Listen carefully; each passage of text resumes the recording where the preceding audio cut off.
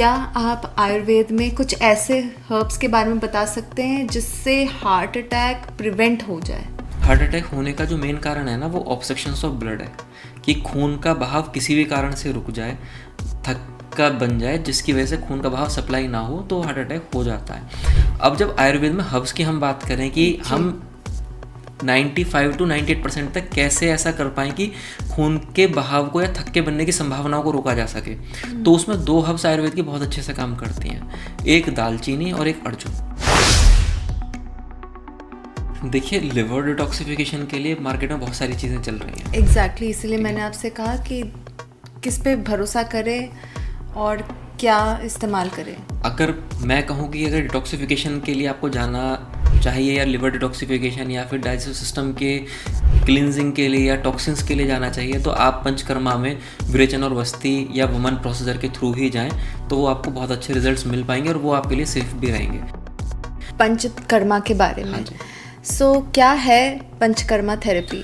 देखिए, जब आयुर्वेद की बात आती है तो आयुर्वेद का एक विशेष पार्ट है पंचकर्मा। पंचकर्मा से हम डिटॉक्सिफिकेशन से समझते हैं कि एक बहुत जनरल एग्जांपल मैं आपको बताता हूँ। जब हम किसी भी चीज़ की या क्लीनिंग करते हैं या वाइट वॉश करते हैं, घर का हमें रीपेंट कराना होता है, तो हम उसको पहले क्लीन करते हैं, फिर हम उसको वाइट वॉश करते हैं या पेंट कराते हैं। हम डायरेक्टली ऐसे ही नहीं कर देते। तो ऐसे ही जब हम किसी भी डिजीज़ को ट्रीट करते हैं तो बॉडी में हम मेडिकेशंस तो देते हैं, तो मेडिसिन जो होती हैं वो आपके शमन चिकित्सा होती हैं, सप्रेशन ट्रीटमेंट पे काम करती हैं जनरल कंडीशंस में। और जब पंचकर्मा की बात आती है तो पंचकर्मा शोधन चिकित्सा कहा जाता है और वो डिटॉक्सिफिकेशन पे काम करता है। क्या आज के ज़माने में आयुर्वेदा रेलेवेंट है? एज ग्रुप 16 to 50 के बीच जी। There is one more thing जो एक हेल्थ के लिए बहुत इम्पॉर्टेंट है, वो है mental health and anxiety, stress. Ayurveda इसके लिए क्या कहता है? एंजाइटी भी हुई है ना, या मन का कोई भी, या मानस या ब्रेन का, या कहें कि मानस रोगों में कोई भी डिजीज़ अगर उसको हुई है तो उसका कारण उसके 2 कारणों से निकल के आता है, आहारज और विहारज। आहारज शब्द मैं समझा दूं, वो है डाइट। आपने सुना होगा लोगों को कि मैं डाइट बहुत अच्छे से फॉलो करता हूँ लेकिन मुझे ये वाली बीमारी हो गई। जी। अब लोगों के पास जवाब नहीं होता कि हाँ बस खाना ही अच्छा कर सकते हैं हम। अब उसके अलावा दूसरी चीज़ क्या है? दूसरी चीज़ है विहारज। विहारज कहते हैं कि हम अब रह कैसे रहें जो हमारी लाइफ स्टाइल्स हैं। आयुर्वेदिक हर्ब अश्वगंधा की पॉपुलैरिटी काफ़ी हाई है। हाँ जी। तो इन्हें हमें कैसे इस्तेमाल करना चाहिए? ये कहेंगे कि आयुर्वेद का एक जैम है अश्वगंधा जी। अगर हम इसका यूज़ बहुत सही तरीके से करते हैं तो इसके हम बहुत अच्छे रिजल्ट्स ले सकते हैं। अगर इसकी एक्सेसिव क्वांटिटी में हम अश्वगंधा का भी यूज़ करते हैं तो भी इसके हमें कोई साइड इफ़ेक्ट्स या फिर नेगेटिव रिजल्ट्स मिल सकते हैं। आज मेरे साथ हैं स्टूडियो में एक ऐसे आयुर्वेदिक डॉक्टर जो सिर्फ दवा नहीं, एक नया नज़रिया देते हैं ज़िंदगी जीने का। 8+ years एक्सपीरियंस का तजुर्बा, BMS MD आयुर्वेदा और 3rd जनरेशन आयुर्वेदिक डॉक्टर हैं डॉक्टर गगन तिवारी। आयुर्वेद को मॉडर्न लाइफ में फिट करके हमारे हेल्थ गोल्स को नेक्स्ट लेवल पे कैसे लेके जाना है, ये बताएंगे हमें कि कैसे आप अपने daily routine, stress, body issues related to weight loss, related to constipation, acidity, gut health, we are going to know about all these details in this podcast. So welcome to the show Dr. गगन।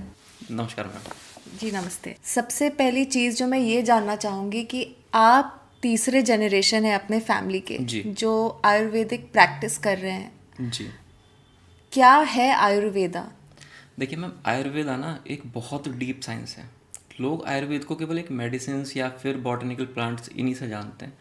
लोग जो इसकी deep knowledge है उसको जान ही नहीं पाते हैं। जी। अगर आयुर्वेदा वर्ड से हम शुरू करें कि क्या आयुर्वेदा है, तो आपको शायद इसी से अंदाज़ा लगेगा कि इसके शब्द में ही सारी नॉलेज इसमें समाई हुई है।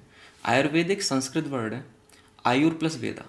जब आयुर को हम अलग करते हैं तो आयुर का मतलब होता है जीवन, लाइफ, और वेदा का मतलब होता है साइंस, कि वो साइंस जिसमें जीवन जीने की कला हो, या जिस साइंस से हम अच्छा जीवन जी सकें बिना किसी बीमारियों का, वो आयुर्वेद है। तो आयुर्वेद का मतलब हो गया कि साइंस एक अच्छे बिना बीमारियों के जीवन जीने की कला जो भी है वो आयुर्वेद के अंतर्गत आती है। अब इसमें आपके डेली रूटीन से लेके आपके लाइफ स्टाइल्स तक, आपका सीजन्स तक, आपका रूटीन, आपका ईटिंग हैबिट्स, सब कुछ आयुर्वेदा में आता है। जी। आयुर्वेद हार्ट अटैक जैसे बीमारियों को कैसे देखता है? देखिए, हार्ट अटैक के लिए ना सबसे पहले हमें ये समझने की ज़रूरत है कि हार्ट अटैक हो क्यों रहा है। जब कोई भी ऑब्स्ट्रक्शंस प्लेग के द्वारा होता है, ब्लड की सप्लाई हार्ट के लिए रुक जाती है, तो वो परेशानी हमें हार्ट अटैक के फॉर्म में या हार्ट अटैक के हम उसको बोलते हैं, वो हो जाती है। अब आयुर्वेद की जब आप बात करते हैं तो हार्ट अटैक जब होता है तो आयुर्वेद कहता है कि हार्ट अटैक ना हो उसके लिए हम क्या कर सकते हैं। जी। ठीक है ना। तो हार्ट अटैक होने के कंसर्न मैंने आपको क्या बताया कि कोई भी ऑब्स्ट्रक्शन हुआ, जैसे डॉक्टर बोलते हैं कि ब्लॉकेजेस होनी शुरू हो गई है, जी। तो उस ब्लॉकेज को हम ना होने दें। अब ना होने के तरीके क्या हैं कि हम अपनी डाइट को बहुत अच्छे से रख रहे हैं, हम हर दिन एक्टिव रहते हैं। अगर हम उन जो लाइफ स्टाइल्स हैं उनको अगर हम फॉलो करते हैं, गुड। बट आयुर्वेद क्या कहता है आयुर्वेद यही कि आयुर्वेद तो ये बोल रहा है ना। डाइट, पर ये डाइट अच्छा रखना, ये हाँ, सब उसके तो बाद फिर मैंने मान। मेडिकेशंस की तो बात आती है, थर्ड में मेडिकेशंस की बात जाएंगे ना। तो अब लाइफस्टाइल सब कुछ तो ठीक रखते हैं, लेकिन ऐसे कुछ होम रेमेडी है जिससे कि नहीं हमने हार्ट उसको अटैक खा, के लिए कोई होम रेमेडीज हो ही नहीं नहीं मतलब सकती, प्रिवेंट करने के लिए कि कुछ नहीं हो सकती, कहीं भी अच्छा, नहीं हो सकती। नहीं कि हमें फ्यूचर में जाके हार्ट अटैक ना आए, तो उसके लिए ब्लॉकेजेस ना उसके आए। उसके लिए आपको आज से ही काम करना है। ब्लॉकेजेस आ क्यों रही है, आप ये बात समझिए ना। ब्लॉकेजेस आने का मेन कारण क्या है कि हमने कोई भी डाइटरी हैबिट, जैसे फर्स्ट टाइम मैंने आपको बोला कि रस रस कहते हैं कि फूड जो हमने खाया वो जूस फॉर्म में कन्वर्ट हुआ, उस फूड के थ्रू लोग कहते हैं डेयरी प्रोडक्ट्स मत खाइए, फैट मत खाइए। क्यों नहीं खाइए? क्योंकि वो फैट या डेयरी प्रोडक्ट्स या फिर कोई भी एनिमल प्रोडक्ट्स क्या है कि वो जूस फॉर्म में कन्वर्ट हो रहे हैं, तो वो क्या है कि वो लिपिड्स को बढ़ाते हैं। अगर लिपिड्स को वो बढ़ा रहे हैं तो लिपिड्स क्या काम करना शुरू कर रहे हैं कि वो आपके ब्लॉकेजेस को बढ़ाना शुरू कर रहे हैं, प्लेक्स को बढ़ाना शुरू कर रहे हैं। अगर वो प्लेक को बढ़ा रहे हैं तो प्लेक ना बढ़े उसके लिए क्या करना है, तो सबसे पहली चीज़ें क्या है कि हमने अपनी डाइट को ही तो अच्छा किया। अच्छा। अगर हम उसको नहीं करेंगे तो प्लेक्स तो हमारे बढ़ने शुरू हो जाएंगे। राइट। आपने बोला कि आयुर्वेद क्या मदद कर रहा है, आयुर्वेद अब ये मदद कर रहा है कि आपको पहले से अवेयर कर रहा है कि भाई इन इन चीज़ों से आपको ये परेशानी होगी और एक लॉन्ग टर्म होगी। आप सोचें कि तुरंत में कोई चीज़ ऐसी होने वाली कि हार्ट अटैक हो रहा है, हम ये दे देंगे तो उससे ये ठीक कर लेंगे। कंडीशन हार्ट की डिजीज़ को ठीक करने के लिए फिर मेडिकेशन ट्रीटमेंट अलग है। प्रिवेंटिव केयर के लिए तो आपको लाइफस्टाइल में ही जाना पड़ेगा, डाइट को फॉलो करना ही पड़ेगा। ओके, सो जैसा कि आपने बोला डाइट में क्या ऐड करना पड़ेगा या क्या निकालना पड़ेगा डाइट से? कोई भी हाई कार्ब्स जो आपके लिपिड्स को बढ़ा सकते हैं, या कोई भी ऐसे फैट या प्रोसेस फूड जो आपके लिपिड प्रोफाइल्स को डिस्टर्ब कर सकते हैं, जैसे किस तरीके के प्रोसेस जैसे कि फूड्स? आपके सैचुरेटेड फैट्स, ओके। जैसे कि आपका भी प्रोसेस में आपका सैचुरेटेड फैट में आते हैं कि चिप्स हो गया, ओके। जितने पैक्ड फूड आते हैं आपका हाई कार्ब्स में आ जाते हैं, बहुत फैट होता है, आपके लिपिड्स को डिस्टर्ब करते हैं। ठीक ओके। है। आपका नमकीन हो गई, आपके बहुत डीप फ्राइड चीज़ें, भटूरा हो गया, ओके। इस तरीके जिसमें ऑयल को हम गर्म कर रहे हैं, ऐसी चीज़ें। या फिर हम कोई भी ऐसी हाई कार्ब्स ले रहे हैं कि जिसका कंजप्शन हमारे पास में नहीं है, हाई कैलोरीज हो रही हैं, तो उन सब चीज़ों को एक बैलेंस डाइट के तरीके से हमें लेना पड़ेगा। उसके बाद में फिर हमने डेली रूटीन्स के लिए अपने आप को एक्टिव रखना है कि हम high carbs as in? As a high carbs में आपका शुगर भी होती है, आपके मिल्क शेक्स होते हैं, अगर एक्सेसिव फॉर्म में कोल्ड ड्रिंक्स होती हैं, जी। तो इस तरीके की चीज़ें खुद से फाइंड आउट कि हाई कार्ब्स में क्या हो सकता है। देखिए, कोई अच्छी चीज़ भी हाई कार्ब्स में जा सकती है अगर हम उसका एक्सेसिव इनटेक कर रहे हैं। लेट्स अज्यूम कि लोगों को नहीं पता हाई कार्ब्स क्या है, और लेट्स से लोगों को नहीं पता सैचुरेटेड फैट क्या है, जी और जैसे प्रोसेस्ड फूड तो ठीक है, आपने बोला जी लेट्स अज्यूम नहीं पता है, जी। तो आप मुझे ये बताइए कि किस तरीके का डाइट वो अपने लाइफ में इंक्लूडेड रखें जी। और किस टाइप की चीज़ें अवॉइड करें ताकि हार्ट देखिए, डिजीजेस ना बहुत हो। लेमन चीज़ मैं आपको बता देता हूँ जी। कि जो चीज़ आपकी थाली में डायरेक्टली नेचर के थ्रू पहुँच रही है, ओके। ठीक है, उसमें ग्रीन वेजिटेबल्स भी हो सकते हैं, उसमें आपके फ्रूट्स भी हो सकते हैं। ठीक है। जो रॉ फॉर्म में आपकी थाली में बहुत कम प्रोसेसिंग के थ्रू पहुँच जाए, वो आपके लिए फूड सारे अच्छे हैं। और जो सीज़न में आपको बहुत आसानी से मिल जाते हैं, वो फूड आपके लिए बहुत अच्छे हैं। तो वो आपके सब जर्नल फाइबर्स में ही आएंगे और वो आपके हेल्दी हैबिट्स में ही आएंगे और हेल्दी फूड्स में ही आएंगे। अब जिन फूड्स की प्रोसेसिंग ज़्यादा बढ़ जाती है, जैसे कि अब हमने बात कर ली, पिज़्ज़ा की बात कर लेते हैं कि हमने वीट को लिया, उसको फिर बहुत ग्राइंड किया, फिर आटा बना, आटे से फिर मैदा बनानी शुरू करी, उस मैदा की प्रोसेसिंग होके पिज़्ज़ा की तरफ कन्वर्ट हमने उसको कर दिया। तो वो क्या चीज़ है कि उसकी बहुत सारी प्रोसेसिंग होनी शुरू हो गई है, जी। वो आपके हाई कार्ब्स की तरफ या फिर बैड फूड की तरफ चला जाता है। देखिए, ओके। टेस्ट के लिए कोई चीज़ें हो सकती हैं, वो कभी कभी हो सकती हैं, हाँ लेकिन हाँ अगर हाँ। डेली रूटीन्स में चीज़ें तो वो गलत हैं। जैसे जितने भी कार्बोनेटेड सोडा की हमारी कोल्ड ड्रिंक्स या ड्रिंक्स आती हैं, वो सब ओके। चीज़ें आपके हाई कार्ब्स में आती हैं। ऑलराइट। जितने भी शेक्स हैं वो आपके सब आते हैं। इंसुलिन रेसिस्टेंस इन्हीं चीज़ों की वजह से होता है। Shakes as in milk shakes हाँ जी, एज इन जितने भी फैट हैं, ठीक है, उन फैट्स को क्या करना है कि या तो उनका कंजप्शन हम बहुत अच्छे से करें कि हम एक्सरसाइज बहुत अच्छे से कर रहे हैं तो हमने ठीक हम रहेंगे। अगर हमारी एक्सरसाइज का पार्ट बहुत कम है और हम उसके बाद में फूड हैबिट्स हमारी ऐसी हैं कि हम उसमें बहुत फ्राइड खाते हैं, बहुत घी खाते हैं, ऑयली खाते हैं, तो उन सब चीज़ों से भी हमारे आपका लिपिड्स बढ़ते हैं और ब्लॉकेजेस होने के चांसेस बढ़ जाते हैं। घी का तो कहा गया है कि आजकल बेनिफिट्स हैं ज़्यादा हाँ रादर देन। हाँ जी, कितना, लेकिन उसकी क्वांटिटी बताइए ना मैम। हाँ, तो आज हम जानना चाहेंगे कि क्या quantity is the best quantity. देखिए, अगर 5 to 10 ml पर डे हम घी लेते हैं तो हमारे लिए वो बेस्ट है। ओके। ठीक है। और अगर हम बॉइल्ड करके घी जा रहा है, हम तल रहे हैं घी को, फ्राइड कर रहे हैं, तेल को फ्राई कर रहे हैं, उसमें हम चीज़ों को फ्राइड करके बना के ले रहे हैं, तो वो हमारे लिए फिर अच्छा नहीं है। ओके। क्या आप आयुर्वेद में कुछ ऐसे हर्ब्स के बारे में बता सकते हैं जिससे हार्ट अटैक प्रिवेंट हो जाए? जी, देखिए, हार्ट अटैक होने का जो मेन कारण है ना, वो ऑब्स्ट्रक्शंस ऑफ ब्लड है, कि खून का बहाव किसी भी कारण से रुक जाए, थक्का बन जाए, जिसकी वजह से खून का बहाव सप्लाई ना हो, तो हार्ट अटैक हो जाता है। अब जब आयुर्वेद में हर्ब्स की हम बात करें कि जी। हम 95 to 98% तक कैसे ऐसा कर पाएँ कि खून के बहाव को या थक्के बनने की संभावनाओं को रोका जा सके, तो उसमें 2 हर्ब्स आयुर्वेद की बहुत अच्छे से काम करती हैं, एक दालचीनी और एक अर्जुन। ओके। अगर हम दालचीनी और अर्जुन का सही मात्रा में प्रयोग करें तो हमें हार्ट अटैक को बचाने में, या फिर हम कहें कि खून के बहाव को रोक, मतलब जो रुक जाता है उसको सही करने में, या फिर खून के थक्के बनने से बचाने के लिए बहुत अच्छी मदद मिल सकती है। ओके। या गाढ़ा खून जिसका हो गया हो, उसमें ब्लड थिनर के तरीके से भी हम उनका यूज़ कर सकते हैं। यूज़ कैसे करना है कि दालचीनी को लगभग 200 to 500 मिलीग्राम तक, और अर्जुन को पाउडर फॉर्म में 2 to 3 ग्राम तक एक जगह मिला लेना है। 3 ग्राम अर्जुन पाउडर एंड 500 मिलीग्राम दालचीनी पाउडर, इनको एक जगह मिलाकर ल्यूकवार्म वाटर से या फिर वाटर में बॉइल्ड करके सुबह शाम हम इसको यूज़ अगर करते हैं, तो हमारा ये एक ब्लड थिनर के तरीके से काम करता है और हार्ट अटैक की संभावनाओं को काफ़ी हद तक कम करता है। ओके, सो ये हम जनरली किस एज से ले सकते हैं या कभी भी ले सकते हैं? कुछ देखिए, इसको, स्पेसिफिकेशंस हैं? हाँ जी, इसको लेने के लिए आपने सबसे पहले ये देखना है कि किसी भी, जिस इंसान के लिपिड प्रोफाइल्स बिगड़ गए हों, ओके। लिपिड्स, ट्राइग्लिसराइड, कोलेस्ट्रॉल, अगर ये ख़राब हो गए हों, जी। तो वो किसी भी टाइम से शुरू कर सकते हैं, वो ले बिल्कुल। सकते हैं।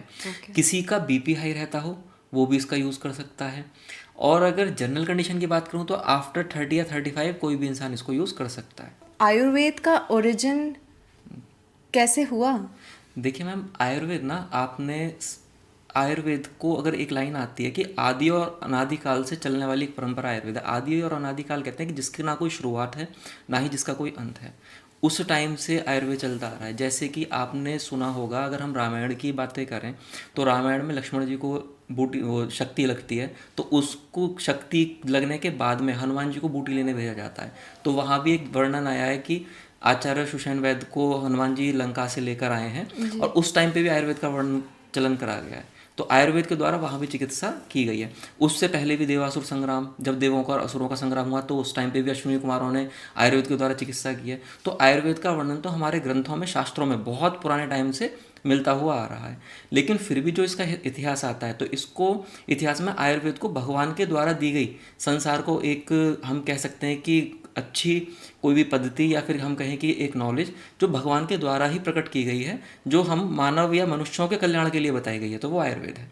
तो आयुर्वेद शुरुआत में जो था कि अथर्ववेद, 4 हमारे वेद हुए, तो उसमें जो चतुर्थ वेद है, उसमें कुछ हज़ार श्लोक आयुर्वेद के दिए गए थे। अब उन श्लोकों से जब मतलब लगा कि बहुत ज़्यादा लोगों को लाभ नहीं मिल पा रहा है, तो और बहुत सारा एक बड़ी नॉलेज हो जा रही है, तो आयुर्वेद को एक उपवेद के नाम से अलग ही बना दिया गया। तो ये सब ब्रह्मा जी के द्वारा या देवताओं के द्वारा बनाई गई एक चिकित्सा पद्धति है, जिसका प्रयोग आज भी हम अपने समाज में कर रहे हैं। क्या आज के ज़माने में आयुर्वेदा रेलेवेंट है? 100% रेलिवेंसी की जब बात आती है, देखिए, हम आयुर्वेद को सोच लेते हैं कि रिजल्ट लेट आता है, ऐसा बिल्कुल भी नहीं है। पहली चीज़, अगर हम सही हाथों में, सही डॉक्टर्स के संपर्क में आके ट्रीटमेंट कराते हैं, तो आयुर्वेद औषधियों से भी बहुत अच्छे से और बहुत ही क्रॉनिक डिजीज़ पे रिजल्ट आते हैं।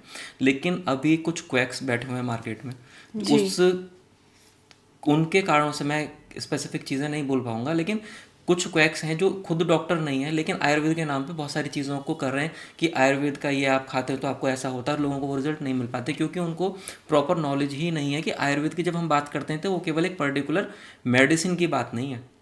वो जो बात हो रही है वो आपके उस साइंस की बात हो रही है कि जिसमें आपके लाइफ स्टाइल से लेके मेडिसिनल ट्रीटमेंट तक सारी बातें आती हैं। अगर हम हर चीज़ पे अच्छे से डिसिप्लिन होकर और नॉलेज के साथ में काम करते हैं तो रिजल्ट 101% आते हैं। इवन आयुर्वेद का जब कॉन्सेप्ट की बात करी जाती है तो आयुर्वेद ये कहता है कि हम किसी को बीमार ही ना पड़ने दें। आयुर्वेद जब कोई पढ़ने जाता है ना तो उसका जो सबसे फर्स्ट रूल है या जो सबसे पहला वो सूत्र पढ़ता है वो सूत्र केवल यही है कि स्वास्थ्य से स्वास्थ्य रक्षणम आतुरस्य विकार प्रशमंचे।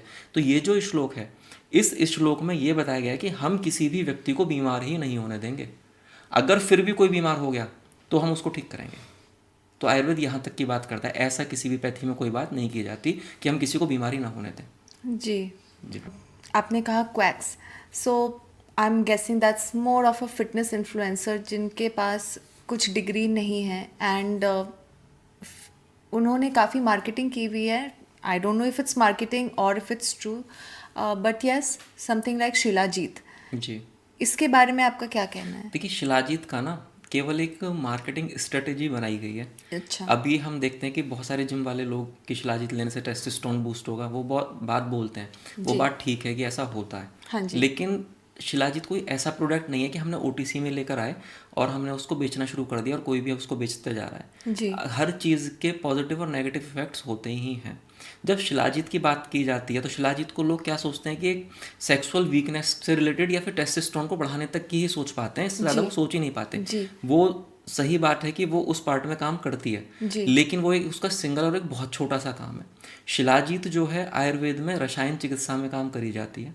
रसायन कहते हैं, आप रसायन के बारे में अगर जानेंगे ना तो आपको बहुत ज़्यादा इंटरेस्ट इस चीज़ में आएगा। रसायन कहते हैं कि जो जरा और व्याधि का नाश करे। जरा कहते हैं किसी भी बुढ़ापे को या कमज़ोरी को, व्याधि कहते हैं किसी भी बीमारी को, जो किसी भी बीमारी को ख़त्म कर दे या फिर हमें बहुत तेज़ी से हमारे डाइट्रेशन को या फिर हमें बुढ़ापे की तरफ जाने से रोके, वो अच्छा। शिलाजीत होती है, वो रसायन होता है। ओके। तो शिलाजीत जो काम करती है वो इन सब चीज़ों पर काम करती है। जी। दूसरा, लोग कहते हैं कि मेल्स के लिए, लेकिन बिल्कुल। ऐसा बिल्कुल भी नहीं है। ऐसा अच्छा। बिल्कुल भी नहीं है। शिलाजीत जब रसायन है ना तो रसायन की औषधि की आवश्यकता या ज़रूरत फीमेल मेल को दोनों को बराबर पड़ती है या पड़ सकती है। शिलाजीत जो काम करती है, इसके अलावा भी किसी को नींद नहीं आती है, शिलाजीत काम कर सकती है। किसी के नर्वस सिस्टम की वीकनेस है, शिलाजीत काम बहुत अच्छे से करती है। किसी की बोन वीक हो गई है, उन बोन्स की स्ट्रेंथनिंग पे शिलाजीत बहुत अच्छे से काम करती है। तो शिलाजीत ना एक रसायन औषधि है और एक बहुत ही ज़बरदस्त चीज़ है जो मेल और फीमेल दोनों ही ले सकते हैं और दोनों के लिए बहुत अच्छे से काम करती है। क्या आयुर्वेद में ऐसा कुछ होता है कि जैसे इन अदर पैथीज हाँ जी। कोर्सेज होते हैं कि 21 दिन लीजिए, 7 दिन लीजिए, 5 दिन लीजिए ये दवाई, जी आयुर्वेद क्या कहता है? देखिए, जब डेज की बात आती है ना तो रसायन और बाजीकरण दो चिकित्साएं आती हैं। जब रसायन चिकित्सा की आपने बात की तो उसमें ऐसे डेज डिसाइडेड होते हैं कि 6 माह ये करना है, उसके बाद में फिर इतने दिन ये चीज़ करनी है। जी। लेकिन हर एक कंडीशन के हिसाब से अकॉर्डिंग टू पेशेंट या अकॉर्डिंग टू पर्सन चीज़ें चेंज हो जाती हैं कि किसको, और वो डिसाइड करता है डॉक्टर। इसीलिए बोला जाता है कि जो डॉक्टर हैं उन्हीं को ये चीज़ें पता हैं कि हम कंसल्टेशन के बाद किस पेशेंट को कितनी रिक्वायरमेंट, कितने टाइम की या कितने टाइम मेडिसिन को देने की है या नहीं है, क्योंकि हर एक चीज़ मेडिसिन है। जी। अब लोग बस उसका यूज़ देख के ही कर लेते हैं और वो चीज़ सही नहीं है, फिर उसके साइड इफ़ेक्ट्स भी होते हैं। ऐसा नहीं है कि आयुर्वेद में साइड इफ़ेक्ट्स नहीं होते। बिल्कुल। जी साइड इफ़ेक्ट्स की बात करी आपने तो आपका ये कहना होगा कि लोगों ने ज़्यादा यूज़ कर लिया एक हर्ब को। जी। इस साइड इफ़ेक्ट्स के उससे मैं आपको एक एग्जांपल देता हूँ और वो लेटेस्ट एग्जांपल सभी लोग जानते हैं। कोविड आया था हाँ तो जी। भारत सरकार ने एक काढ़ा चलाया था बिल्कुल। कि हाँ। कोरोना से लड़ने के लिए काढ़ा बहुत ज़रूरी है और सबको पीना है, ठीक हाँ है। जी। और वो मतलब बिल्कुल ठीक नॉलेज भी थी कि अगर आप उस काढ़े को पीते हैं तो आपको चीज़ें ठीक होती हैं और कफ कोल्ड और इस तरीके के सिम्टम्स आपके रिलीव हो जाते हैं। बिल्कुल। लेकिन लोगों ने क्या करा था, उसकी एक्सेसिव फॉर्म में लेना शुरू कर दिया था कि अगर हम काढ़ा पीते रहेंगे तो हमें कोविड नहीं होगा। जब हमने उसकी एक्सेस करनी शुरू करी तो हमें बाद में क्या रिजल्ट्स निकल के आए उसके, कि लोग एसिडिक पेशेंट होने शुरू हो गए, लोगों को अल्सर्स होने शुरू हो गए, लोगों को पाइल्स होना शुरू हो गया। तो इस तरीके की चीज़ें उस एक्सेसिव काढ़े की वजह से भी आई। और जब काढ़े की बात करते हैं तो लोग कहते हैं उसमें जनरल चीज़ें तो ही हैं, लौंग थी उसमें, आपका मुनक्के थे, गुड़ था, इस तरीके की चीज़ें उसमें डाली गई थी। लेकिन जब हम एक्सेसिव हर्ब्स की भी बात करें तो उनके भी साइड इफ़ेक्ट्स आपको बहुत अच्छे ज़्यादा मिल जाते हैं। आयुर्वेद में डेली रूटीन को आइडियल रखना कैसे पॉसिबल है? देखिए, जब आयुर्वेद की बात आती है तो सबसे पहले हमें लाइफ स्टाइल और डेली रूटीन्स की ही बात आती है, जी। जिसको आयुर्वेदिक टर्म्स में हम दैनिक दिनचर्या की बात करते हैं या बोलते हैं। दैनिक दिनचर्या से मतलब होता है हम सुबह उठे और शाम को सोए, उसके बीच में जितनी भी हमारी एक्टिविटीज़ हैं वो सब दैनिक दिनचर्या के अंतर्गत ही आती हैं। ठीक है, तो सबसे ज़रूरी जो चीज़ें हैं, आपका सोना और आपका उठना, ये ही रूटीन्स में सबसे ज़्यादा ज़रूरी और इम्पोर्टेंट है। इसके बाद में आप डेली एक्सरसाइज कितना कर रहे हैं, या एक्सरसाइज आप कर भी रहे हैं या नहीं कर रहे हैं, वो भी आपका आयुर्वेद के एक दैनिक दिनचर्या में आता है। इसके साथ साथ में आपने देखा होगा, जब दैनिक दिनचर्या की मैं आपको बातें बता रहा हूँ, कि अपने बुज़ुर्गों से सुना होगा कि रोज़ तेल की मालिश करनी है और उसके बाद में नहाना है।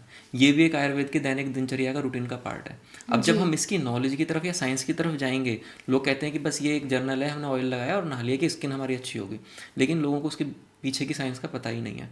होता क्या है, हमारी जो बॉडी है वो दोष और एलिमेंट्स की बात करते हैं हम, उससे मिलके बनी है। धातुएं भी हैं, दोषेज भी हैं। दोष एलिमेंट्स की, वात पित्त और कफ।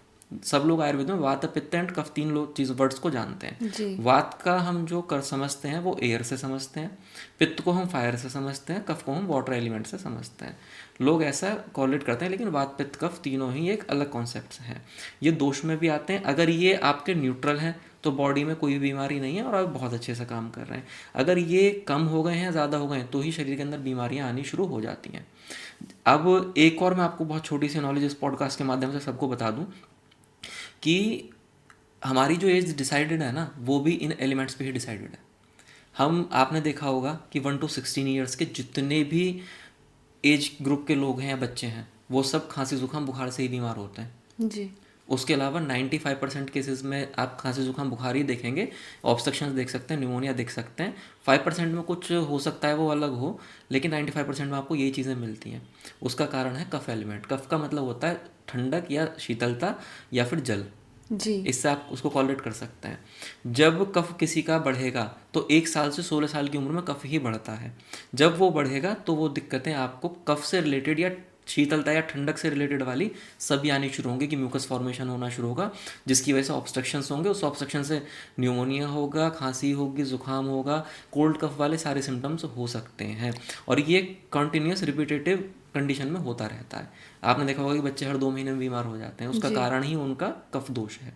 जब हम 16 to 50 ईयर्स में जाते हैं तो सारे लोग जो कहते हैं कि पेट में जलन हो रही है, गैस्ट्रिक डिस्कम्फर्ट्स हो रहे हैं, किसी को कोई बीमारी हो गई, स्किन डिजीज आ गई हैं, तो वो सब चीज़ें फायर की वजह से आती हैं। अगर हमने उस फायर को बैलेंस रखा तो हम किसी भी बीमारी के बिना रह सकते हैं, या हमें कोई बीमारी नहीं होगी। अगर हमने उसमें एक्सेसिव कर दिया तो हमें एसिडिक डिस्कम्फर्ट से या पित्त दोष से रिलेटेड कोई भी बीमारी हो सकती है।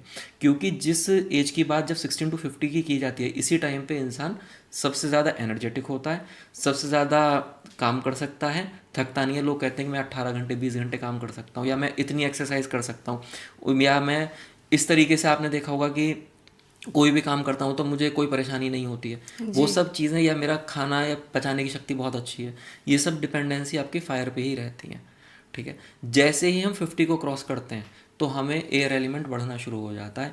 एयर एलिमेंट का जो काम है वो डाइट्रेशन का काम है, किसी भी चीज़ को सुखाने का काम है। हवा किसी भी चीज़ को सुखाती है। जी। तो आफ्टर 50 ईयर्स ही आपने सुना होगा, या डॉक्टर्स बताते भी हैं कि भाई बोन हेल्थ का ध्यान रखो, ऑस्टोपोरोसिस ऑस्टोपीनिया 45-50 के बाद होनी शुरू हो जाती है। लेकिन उसका जो कॉन्सेप्ट आयुर्वेद के द्वारा है वो ये है, एयर एलिमेंट बढ़ना शुरू हुआ, जिसकी वजह से शरीर के अंदर डाइट्रेशन बोन्स का या बॉडी का होना शुरू हो गया, जिसकी वजह से अब हम अपना डाइट्रेशन फेज में जाते जाते एक दिन बॉडी खत्म हो जाती है, या फिर डाइट्रेट होकर डेथ की तरफ इंसान चला जाता है। तो ये सब चीज़ें जो हैं ये पहले से ही डिसाइडेड हैं, प्लान्ड हैं। जो आयुर्वेद में हर एक चीज़ लिखी गई है कि किस एज में क्या क्या चीज़ें होंगी और किस तरीके से हम आगे बढ़ सकते हैं। अगर हम इस साइंस को समझ लें तो हम इन सब चीज़ों को कंट्रोल कर सकते हैं, और जितना भी हमारा जीवन है हम उसको बिना किसी बीमारी के जी सकते हैं। जैसे कि आपने बताया कि ये आयुर्वेद में कैसे डिसाइडेड है, तो बात करते हैं फॉर एज ग्रुप 16 to 50 के बीच। जी। There is one more thing जो एक हेल्थ के लिए बहुत इम्पॉर्टेंट है, वो है mental health and anxiety, stress. Ayurveda इसके लिए क्या कहता है? देखिए, आयुर्वेद एंजाइटी, स्ट्रेस, ये जो आपने मुझसे सवाल करे हैं, ये आयुर्वेद में मानस रोगों में आते हैं। अच्छा। मानस रोग कहते हैं मानसिक रोग या मन के रोग, उन सब में इन सब चीज़ों का वर्णन किया जाता है। ये रोग भी आपके एयर एलिमेंट की वजह से लगभग लगभग होते हैं। अब देखिए, हर एक चीज़ का कारण है। आयुर्वेद में निदान बताया गया है कि बिना कारण के कोई चीज़ नहीं है। जी। अगर किसी को एंजाइटी भी हुई है ना, या मन का कोई भी, या मानस या ब्रेन का, या कहें कि मानस रोगों में कोई भी डिजीज़ अगर उसको हुई है, तो उसका कारण उसके दो कारणों से निकल के आता है, आहारज और विहारज। आहारज शब्द मैं समझा दूं, वो है डाइट। आपने सुना होगा लोगों को कि मैं डाइट बहुत अच्छे से फॉलो करता हूँ, लेकिन मुझे ये वाली बीमारी हो गई। जी। अब लोगों के पास जवाब नहीं होता कि हाँ, बस खाना ही अच्छा कर सकते हैं हम। अब उसके अलावा दूसरी चीज़ क्या है? दूसरी चीज़ है विहारज। विहारज कहते हैं कि हम अब रह कैसे रहें, जो हमारे लाइफ स्टाइल्स हैं, कि हम सोते किस टाइम है, हम रात को जागते हैं या रात को सोते हैं, या हम दिन में सोते हैं, क्या हम एक्सरसाइज कर रहे हैं नहीं कर रहे हैं। तो ये सब कॉन्सेप्ट अलग अलग होते हैं। जैसे आहारज और विहारज कारण की मैंने बात करी, तो आहारज में आपका डाइट आ जाता है, विहारज में आपका सारी लाइफ स्टाइल्स आ जाती हैं। अगर किसी में भी कोई भी परेशानी किसी के साथ में है, तो उसको डिजीज़ होगी ही होगी। आप डाइट कितना भी अच्छे कर लीजिए, अगर विहारज कारण ख़राब है तो वो कारण होने से बीमारी होगी। आपके विहारज बहुत अच्छे हैं तो आपके आहारज खराब हैं तो बीमारी होगी। तो इन दोनों को बहुत अच्छे से बैलेंस्ड आउट करना पड़ेगा, तब चीज़ें होंगी। जैसे कि विहारज कारण, जब आपने बोला स्ट्रेस और एंजाइटी की बात करी, देखिए एंजाइटी और स्ट्रेस में सबसे पहले हमें ये समझना है कि इसमें सिम्टम्स क्या आते हैं। एनजाइटी की जब बात होती है तो बहुत आपने देखा होगा कि लोगों को कुछ चीज़ शुरू होने से पहले ही एक को फोबिया होना शुरू हो जाता है। किसी को इस चीज़ का फोबिया होता है, किसी को अकेले रहने का फोबिया होता है, किसी को ऊंचाई से गिरने का फोबिया होता है, किसी को किसी चीज़ का होता है, किसी को किसी प्लेस से होता है। तो उसमें क्या होता है कि घबराहट जैसी या फिर हार्ट रेस जैसे सिम्टम्स आने शुरू हो जाते हैं कि दिल बहुत तेज़ तेज़ धड़क रहा है, सांस फूलना शुरू हो जाता है, ओवर थिंकिंग शुरू हो जाती हैं। तो इस तरीके की जब चीज़ें होती हैं तो वो फोबिया, ये एंजाइटी के उसी में हम देखते हैं। फिर उसमें क्या होता है कि मसल में ट्रिगर पॉइंट्स बन जाते हैं, मसल में स्ट्रेन आने शुरू हो जाते हैं जब वो एक्सेसिव उस फॉर्म में जाता है। तो उससे क्या होता है कि जैसे किसी को पेन भी होने शुरू हो गए, तो इस तरीके की चीज़ें, एब्डोमिनल डिस्कम्फर्ट्स होने शुरू हो जाते हैं। कुछ लोग कहते हैं कि मेरे यहाँ बहुत तेज़ तेज़ कुछ दौड़ रहा है, हार्ट या फिर दिल बहुत तेज़ दौड़ रहा है, ऐसे सिम्टम्स के साथ में लोग क्वेश्चनिंग करते हैं हमसे कि हमारे साथ ऐसा हो रहा है। लेकिन वो सब चीज़ें एंजाइटी के ही उसमें आती हैं। कुछ लोगों में जिनमें हार्ट की डिजीज़ है उसमें हो सकता है कि वो एक अलग कंडीशंस है, पर जब ब्रेन वाली कंडीशंस की हम बात करते हैं, एंजाइटी की बात करते हैं, तो उसमें भी ये जनरल सिम्टम्स लगभग लगभग ऐसे निकल के आ जाते हैं। तो अब इनको ठीक कैसे करना है? देखिए, ठीक करने की जब बात आती है तो कोई भी ऐसा कॉन्सेप्ट नहीं है ओवर द नाइट हम इसको ठीक कर सकें। हमने क्या करना है कि हमने बहुत बेसिक चीज़ों से अपने आप को ठीक रखना है, उन सब चीज़ों में करेक्शन करना है, फिर हम इसको प्रॉपरली ठीक कर पाते हैं। और जहाँ भी करेक्शन की कमी रह जाती है तो फिर लोगों के साथ में ये चीज़ें बहुत लंबे टाइम तक भी चल जाती हैं। जैसे कि कुछ लोग हैं कि रात को एक लाइफ स्टाइल अब हमारी चल गई है, जिस तरीके से हम लोग रहते हैं जी। कि रात को हम लेट नाइट तक जागते हैं, 2 बजे सोते हैं, हम सुबह फिर 10 बजे तक सोते रहते हैं। अभी थोड़ी देर पहले मैंने एक बात करी थी वात पित्त एंड कफ दोष की, इनके स्पेसिफिक टाइम्स हैं। अगर हम इस तरीके की चीज़ें करते हैं तो फिर इनके एग्रीवेशंस होने शुरू हो जाते हैं। जितने भी लोग रात को लेट नाइट तक जागते हैं या फिर जिनकी नींद पूरी नहीं होती है, उन सबको एंजाइटी हो सकती है। क्यों? क्योंकि एयर एलिमेंट उनका बढ़ना, वात दोष उनका बढ़ना शुरू हो जाता है। तो सबसे पहले तो यही करेक्शन की हमें ज़रूरत पड़ सकती है या करनी चाहिए कि हमें एक, जब हम छोटे थे तो एक चीज़ बताई जाती थी कि early to bed early to rise, कि जल्दी सोना है और जल्दी उठ जाना है। उसका कारण पता है? हमें तब नहीं पता था, हम सोचते थे कि वो जनरल बातें हैं, पर जब से आयुर्वेद पढ़ा है या सीखा है, चीज़ें अब समझ में आई हैं कि उसके बहुत सारे हमारी बॉडी की हेल्थ के लिए भी, हमारी हेल्थ के लिए भी कितने फ़ायदे हैं। जब हम जल्दी सोते हैं तो हमारे सारे दोष समअवस्था में रहते हैं। अगर वो समअवस्था में हैं तो हमें कोई बीमारी नहीं हो सकती, और जब हम जल्दी उठते हैं तो भी यही चीज़ें होती हैं। तो सबसे पहला करेक्शन हमें अपना स्लीप साइकिल में ही करना चाहिए। दूसरी चीज़ एक मैं बताऊं कि हेल्दी बॉडी की क्या डेफिनेशन हो सकती है। अब लोग कहते हैं कि मैं बहुत अच्छे से फिट हूँ, मेरा वेट बीएमआई बहुत अच्छा आता है और मैं स्वस्थ हूँ, मुझे कोई दिक्कत नहीं है। लेकिन आयुर्वेद ना बहुत डीप आपको नॉलेज के साथ में बताता है कि हेल्दी बॉडी हम कह किसको सकते हैं। जी। आयुर्वेद हेल्दी बॉडी की अकेले की बात करता ही नहीं है। आयुर्वेद कहता है कि बहुत सूत्र लिखा हुआ है, और ये एंसेंट टाइम का, शास्त्रों का, ये ग्रंथों का ही लिखा हुआ है हमारा, वेदों का। सम दोष सम अग्नि सम धातु मल क्रिया प्रसन्न आत्मेंद्रिया मना स्वास्थ्य इति अभिधीयते। तो इस सूत्र में उन्होंने पूरी लाइफ ही लिख दी है कि कौन हेल्दी है कौन अनहेल्दी है। अच्छा। सम दोष का मतलब वात पित्त कफ। सम धातु का मतलब जिनसे हमारी बॉडी बनी है। 7 धातुएं हैं उससे हमारी बॉडी बनी, कि हम खाना खाते हैं वो हमारा रस में कन्वर्ट होता है, जूसेस में कन्वर्ट होता है। सब लोग जानते हैं कि खाना खाया वो जूस में कन्वर्ट होता है। तो आयुर्वेद इस बात को हज़ारों साल पहले लिख चुका है कि हमने खाना खाया उससे रस धातु बनती है। जब रस अच्छा बनता है तो रक्त धातु अच्छी बनती है, ब्लड जिससे अच्छा होता है। जब ब्लड अच्छा बनता है तो हम उससे मांस अच्छा बनता है, मसल अच्छी होती है। जब मसल अच्छी होती है तो फैट अच्छा होता है, और जब फैट अच्छा होता है तब हमारा हड्डियाँ अस्थि अच्छी होती है। फिर मज्जा, मज्जा कहते हैं हड्डियों के अंदर अस्थियों के अंदर के फ्लूइड को, वो अच्छा होता है। फिर हमारा शुक्र अच्छा होता है। तो इसका मतलब, जब शुक्र का मतलब हमारा आता है इम्यूनिटी या ओज से। जब हमारी ये सारी चीज़ें अच्छी होती हैं तब हम समदोष की तरफ या समधातु की तरफ जाते हैं। तो हमारी ये धातुएं समान है तो हमें कोई बीमारी नहीं है। कुछ लोग आप देखते हैं कि वो बहुत मोटे हैं, ओबेसिटी की तरफ चले जी। गए। क्यों? क्योंकि अभी मैंने एक बात बताई, रस अगर अच्छा है तो रक्त मांस और मेद सारी चीज़ें अच्छी हैं। हमारा रस खराब कैसा है कि हमारी फूड हैबिट्स अच्छी नहीं है, हम हाई कैलोरीज चीज़ें ले रहे हैं। तो वो कन्वर्ट होते जाते जाते आपका जब दो मतलब धातुओं में विकृत अवस्था आती है, खराबी आती है, तो फिर वो ओबेसिटी की तरफ चले जाते हैं। तो शुरुआत हमारी फूड से ही होती है। तो हम धातुओं को भी समय रखना हमारे लिए बहुत ज़रूरी है, वो फूड से ही आता है। फिर आती है सममल क्रिया। मल क्रिया कहते हैं हमारी स्वेटिंग अच्छे से होनी चाहिए, हमारे यूरिन, मोशन, स्टूल सब अच्छे से पर डे पास होना चाहिए। अगर किसी का ये सब चीज़ें हो रही हैं तो वो बिल्कुल फिट है। मल क्रिया के बाद में कहते हैं कि प्रसन्न आत्मा इंद्रिया मन। मैं आपको बहुत ब्रेक कर करके चीज़ें बता रहा हूँ जो लोग समझ पाएँ। प्रसन्न आत्मा इंद्रिया मन। अभी तो हमने बात करी है बॉडी की कि सम दोष सम धातु सममल क्रिया की, मोशन भी हो रहा है, यूरिन भी हो रहा है, धातुएं अच्छी हैं, हम मोटे नहीं हैं, पतले नहीं हैं, हमारे एनर्जीज भी हैं, हम बात कर पा रहे हैं, चल पा रहे हैं, तो ये हमारी फिजिकल हेल्थ अच्छी है। बात आती है मेंटल हेल्थ की। इसी श्लोक में बताया कि प्रसन्न आत्मा इंद्रिय मन, जिसकी भी आत्मा, इंद्रिय और मन, इन 3 चीज़ों की भी प्रसन्नता है, उसको हम स्वस्थ व्यक्ति के रूप में जान सकते हैं या मान सकते हैं। अब आप हमें बता दीजिए कि कुछ फिजिकल हेल्थ से बहुत अच्छे होंगे तो किसी को मेंटल स्ट्रेस बहुत होगा। और मुझे नहीं लगता कि आज के एनवायरनमेंट में कोई 1-2% को छोड़ के किसी को इनमें से सारी चीज़ें अच्छी हों। जी। तो ये आयुर्वेद कहता है। कि टाइम से सोना और टाइम पे उठना, क्या कोई रेमेडी है इसके बारे में जो आयुर्वेद कहता है इट विल वर्क फॉर जी। Better sleep? देखिए, रेमेडीज़ और ट्रीटमेंट बहुत सारे हैं, लेकिन सबसे पहले खुद के डिसिप्लिन की ज़रूरत है। जी। अगर हम खुद के डिसिप्लिन मतलब खुद से डिसिप्लिन नहीं रह सकते हैं तो हम कभी भी कुछ नहीं कर सकते हैं, चाहे वो स्लीप के लिए है चाहे किसी चीज़ के लिए भी है। डिसिप्लिन में क्या चीज़ें आती हैं? कुछ लोगों को आदत है कि वो दिन में सोते हैं। अगर वो दिन में सोते हैं तो उससे कफ महाभूत बढ़ता है, कफ दोष बढ़ता है, जिसकी वजह से और शाम को फिर हमें नींद नहीं आती है, फिर हमें ओबेसिटी की तरफ चले जाते हैं। ये चीज़ें होती हैं। तो सबसे पहले अगर ये जर्नल किसी का है तो हमें वो चीज़ ख़त्म करनी चाहिए।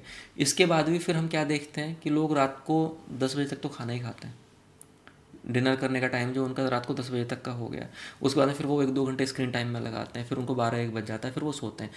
अब नींद की स्पेसिफिकेशन क्या चीज़ है कि 7 to 8 आवर्स की नींद होनी ज़रूरी है। अब स्लीप डिसऑर्डर्स क्या हैं? एक तो हो गया कि नींद ही 2 घंटे आती है, जी। वो डिस्टर्ब स्लीप या इंसोम्निया में आ सकता है कि नींद नहीं आती है। अब कोई कहता है कि मुझे 1 बजे नींद आती है पर मैं सुबह 9 बजे तक सोता हूँ। ये केवल एक बैड हैबिट है, ये स्लीप डिसऑर्डर है ही नहीं। जिनको बैड हैबिट है उनको अपने चेंजेस डिसिप्लिन के द्वारा करने ही पड़ेंगे, तो ही वो चीज़ ठीक हो सकती हैं। अब जिनके साथ में जेन्युइन केसेस हैं कि जिनको परेशानी है, नींद आती ही नहीं है, उनके लिए बहुत सारी होम रेमेडीज़ भी हैं, उनके लिए ट्रीटमेंट्स भी हैं। अब उसमें मैं आपको कुछ चीज़ें बता देता हूँ। जी। देखिए, जब होम रेमेडीज़ की बात आती है ना, तो जर्नल अगर चीज़ें हैं, जैसे देशी घी हो गया, देशी घी को आप पैरों में मालिश करके आप रखिए, 1 हफ्ते 5 डेज़ या मैं कहूँ कि मैक्सिमम 2 वीक्स में आपको रिजल्ट मिलने शुरू हो जाएंगे, अच्छी नींद आनी शुरू हो जाएगी। इसके बाद में 2-2 बूंद ही देशी घी आप दोनों नोस्ट्रिल्स में सुबह शाम डालना शुरू कर दीजिए, तो भी आपकी स्लीप क्वालिटी अच्छी होनी शुरू हो जाती है। आयुर्वेद में इसकी भी पंचकर्म थेरेपीज़ में नशम थेरेपी एक विशेष वर्णन बताया गया है, उसके लिए हम बाद में बात कर सकते हैं। तो अभी मैं आपको डिटेल बाद में कर सकता हूँ, बाकी अभी मैं यही बताता हूँ। तो नाक में देसी घी डालने से भी हमारी स्लीप क्वालिटी अच्छी हो सकती है, पैरों में मालिश करने से भी अच्छी हो सकती है। इसके साथ साथ में हम कुछ हर्ब्स की बात कर लेते हैं। हर्ब्स में भी अगर हम जनरल बात करें कि जैसे एक जायफल सब लोग जानते हैं, जी। जायफल का लगभग देखिए एक चुटकी से आप समझ लीजिए 100 मिलीग्राम के आसपास या 200 मिलीग्राम अगर हम दूध में डाल के उबाल कर रोज़ पीते हैं तो भी हमारी स्लीप साइकिल अच्छी हो जाती है, या हम कहें कि साउंड स्लीप हमें आती है। अगर किसी को इन सब चीज़ों से भी अच्छे रिजल्ट्स नहीं मिल पाते हैं तो वो कुछ आयुर्वेदिक मेडिकेशंस का जो हब्स हैं उनका प्रयोग भी कर सकते हैं। जैसे एक हब आती है जटामासी। जटामासी को आप 3 ग्राम पाउडर के फॉर्म में सुबह शाम दूध के साथ में ले सकते हैं, गर्म पानी के साथ ले सकते हैं, तो भी आपकी जो नींद की क्वालिटी है, स्लीप की क्वालिटी है, वो बहुत अच्छी विद इन 5 to 7 डेज में रिजल्ट्स आने शुरू हो जाते हैं, हो जाती है। अगर इसके बाद भी कोई ऐसा लगता है कि भाई अब नहीं रिजल्ट मिल पा रहे हैं तो फिर एक बार नज़दीकी डॉक्टर को दिखा लेना चाहिए। इसके बाद फिर मेडिकेशन ट्रीटमेंट शुरू होते हैं, उनसे हम बहुत अच्छे रिजल्ट मिलते हैं और वो चीज़ें हील भी होती हैं और 100%। तो अगर पेशेंट के डिसिप्लिन है और सारी चीज़ें ठीक हो रही हैं तो रिजल्ट मिलते हैं। अगर डिसिप्लिन नहीं है, कहीं भी कोई करेक्शन की ज़रूरत रह गई है तो रिजल्ट ना मिले अलग चीज़ है, बाकी बहुत अच्छे रिजल्ट इसमें आते हैं। एक सवाल उनके लिए जिनके बच्चे हैं, जी और अक्सर पेरेंट्स का ये कहना है कि जिनके छोटे बच्चे हैं उनकी नींद तो डिस्टर्ब होती ही होती है रात में, जी उनके लिए आप क्या कहना चाहेंगे?